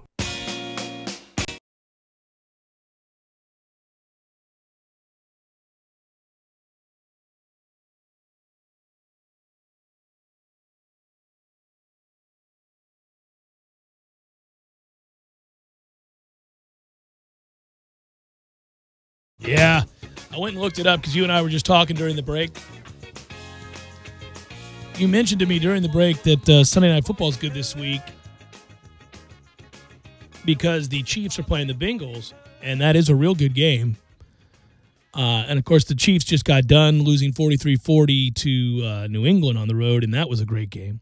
And that was fresh off the Chiefs just hammering the Jags. But on the surface, playing the Jags, Patriots, Bengals back-to-back-to-back is pretty damn ruthless. Mm-hmm. Yes. And right now they're 1-1 in that stretch. If they get a win here, 2-1 would be nothing to sneeze at. Now it could just be the Jags suck because once again Blake Bortles is Blake Bortles. But yeah, that Dallas loss is. Yeah, that was a bit eye-opening, wasn't it? Yeah, that could send them careening. I mean, that really could. I mean, if you're a Jags fan, you're on notice. You're looking at that, going, oh. Tony Romo, how much money would it take? But you mentioned they're playing the Bengals, and then I thought, man, the Chiefs' schedule is tough. They've already played the Steelers. They've already played the Chargers. And Chargers are good, by the way. I mean, that's a tough schedule. So then I wanted to see, I wonder if they play the Rams. They do. Yes, they play them in Azteca. They play them in Mexico City. Man, you know how fun that's going to be? Might be Mexico City, not actually Azteca. But yes, Monday Night Football. Whoa, that is the buddy. Monday Night Football game of the year. Let's go somewhere. Let somebody pay us a lot of money to watch that game somewhere. Come on, guys. Step up. That's a huge game. How great is that? That's the 19th of November. Man, that is what we got going that weekend. Oh, we're just coming off the Boston College game. We'll know whether or not we have a chance to be bowl eligible that Could be week. a big week. Imagine that. You beat Boston College to get your 5th win. Mm-hmm. You've got the big Monday night game. It's all headed towards the Florida State-Florida game. It's Thanksgiving week. Woo! Yeah. What a week. That is a hell of a That's week. going to be a good week. That's when I'll drink that bomber I'm going to get from you tonight. That's what I'm going to get. That's what I'm going to You got me laughing so hard I coughed. I'm going to break it out. That's what I'm going to do. Yeah, that Chiefs-Rams game. What do you think the over-under on that game will be? 68? I mean 74, I don't know. I mean, really, that's defense optional. But the problem is, you know, Rams have good defensive personnel. There's no reason for them to have a poor defense. What they are not playing well. No, I'm just saying there's no reason for it. The talking point there is both teams are going to have a very vanilla game plan because they don't want to put film against each other up for what would be a Super Bowl rematch. Yeah. I mean, I'm just thinking about the possibilities of what kind of Super Bowl I want to see now that you bring that up. That's the one. Kansas City, New England? No. I mean, they couldn't. Yeah, Kansas City, LA. Yeah, that's the one. Yeah, rematch there. Frankly, there are a lot of options. Well, unfortunately, a lot of them do involve. Well, who else do you want out of the NFC other than LA? If you just want the most entertaining game. Yeah, it's hard, right? The Rams right now are so Orleans, far and away. maybe? I don't Maybe know. that's a good guess because Drew Brees is so good and that offense is Green Bay amazing. ain't going to get there. Oh, God, so no to them. Don't want Minnesota. You don't want Detroit. No. And in the East, no. None of those teams. They don't qualify. So that's about it. LA or New Orleans for entertainment value? The Bucs are a fun team. We are entertaining, but we don't make anybody. Who knows? Maybe this defensive coordinator is, after this weekend, we say, what the hell was Mike Smith doing? Dirk Cutter, you're fired for keeping this guy around for this long. You are fired, sir. All right, so the NFC, the Philadelphia Eagles could get their stuff together. We'll see. They haven't yet. Don't want to see the Falcons. Don't want to see. No, you're right. That's tough sledding. You know, Carolina, for having a lot of star power, is pretty boring. It's because nobody believes in them. Even when they're decent, you're just like, That's who they are. I don't think so. McCaffrey's good, though. He is a good player. He's a good player. I know. I like him. He's a good player. That dude's just starting to do other things now, too. I'm like, they're going to give him the ball 22 times a game? Mm-hmm. What are we doing here? He's their leading receiver. He's a ball player, man. Well, the NFC South is, as somebody noted to me on Twitter, the Big 12. Stupid. The Big 12. That's what it is. Yeah. Just every week. It's a pinball machine, man. Who's getting stops? Anybody getting stops? All the quarterbacks. You know, yes. There are divisions that don't have a quarterback anymore. And everybody in the NFC South has a good quarterback. Yep. Yeah. No, it's nuts. It's a matter of whether or not you can get a few stops. That you'll win the division if you can get a few stops every now and again. And the Bucs are least equipped, along with the Falcons, to get a stop. Yeah. Look at the AFC South. The NFC South has 4 quarterbacks, and they're all better than any quarterback in the AFC South. Tonight, by the way, so when I sign off here in mere moments, you guys will be entertained by the soccer guys. They do a really good job. I'm not just saying that because they're on our station, and I should promote the station. I really think our lineups, they've improved a lot, and the soccer guys are a big part of that. So I'm excited that they're coming up next. Looking forward to that. And then we're going to take you to the football game, right? Yeah, that's right. Coverage begins 8 p.m. for that. Arizona and Denver. Hey, speaking of which, you know, those two teams, good Lord, man. Vance Joseph, I had this number. I looked this up. He's going to get fired. You know that, right? He hasn't won a road game, I don't think. I think he's 1-10 or something like that. Where is it? I pulled this up when I was apparently Elway called the team soft this past week. No, that's a sign you're going to get fired if you lose the game. They're going to lose. They might have a new coach tomorrow. Right. That's what I'm saying. 1 in 9 straight up on the road. Ooh. Is Vance Joseph. Against the spread, his last 18, 3-14-1. Ooh. You got to go. You got to go, sir. Now, they can beat Arizona, but Denver, for all that talent on defense, doesn't stop the run. Well, but this is a Q special. Do the players support their coach? Right, because yeah. if it's 21-20 Arizona in the fourth quarter, you've got your answer. So you could see somebody get fired after tonight's game. Could happen. Nobody's going to watch that game. Baseball's on center stage. I'm just watching hockey. That's what I do. Well, I'll be watching the baseball, and if you want to text me around 12:30, 1:30 in the morning, I'm sure they'll be in the 7th or 8th inning. Yeah. Just don't text me when you say, wow, what a moment. I've been long since asleep. It was a great catch last night. Good work out of you. Good work, Matthew. Be well, everybody. Have a great evening. Soccer Guys next. Stay tuned.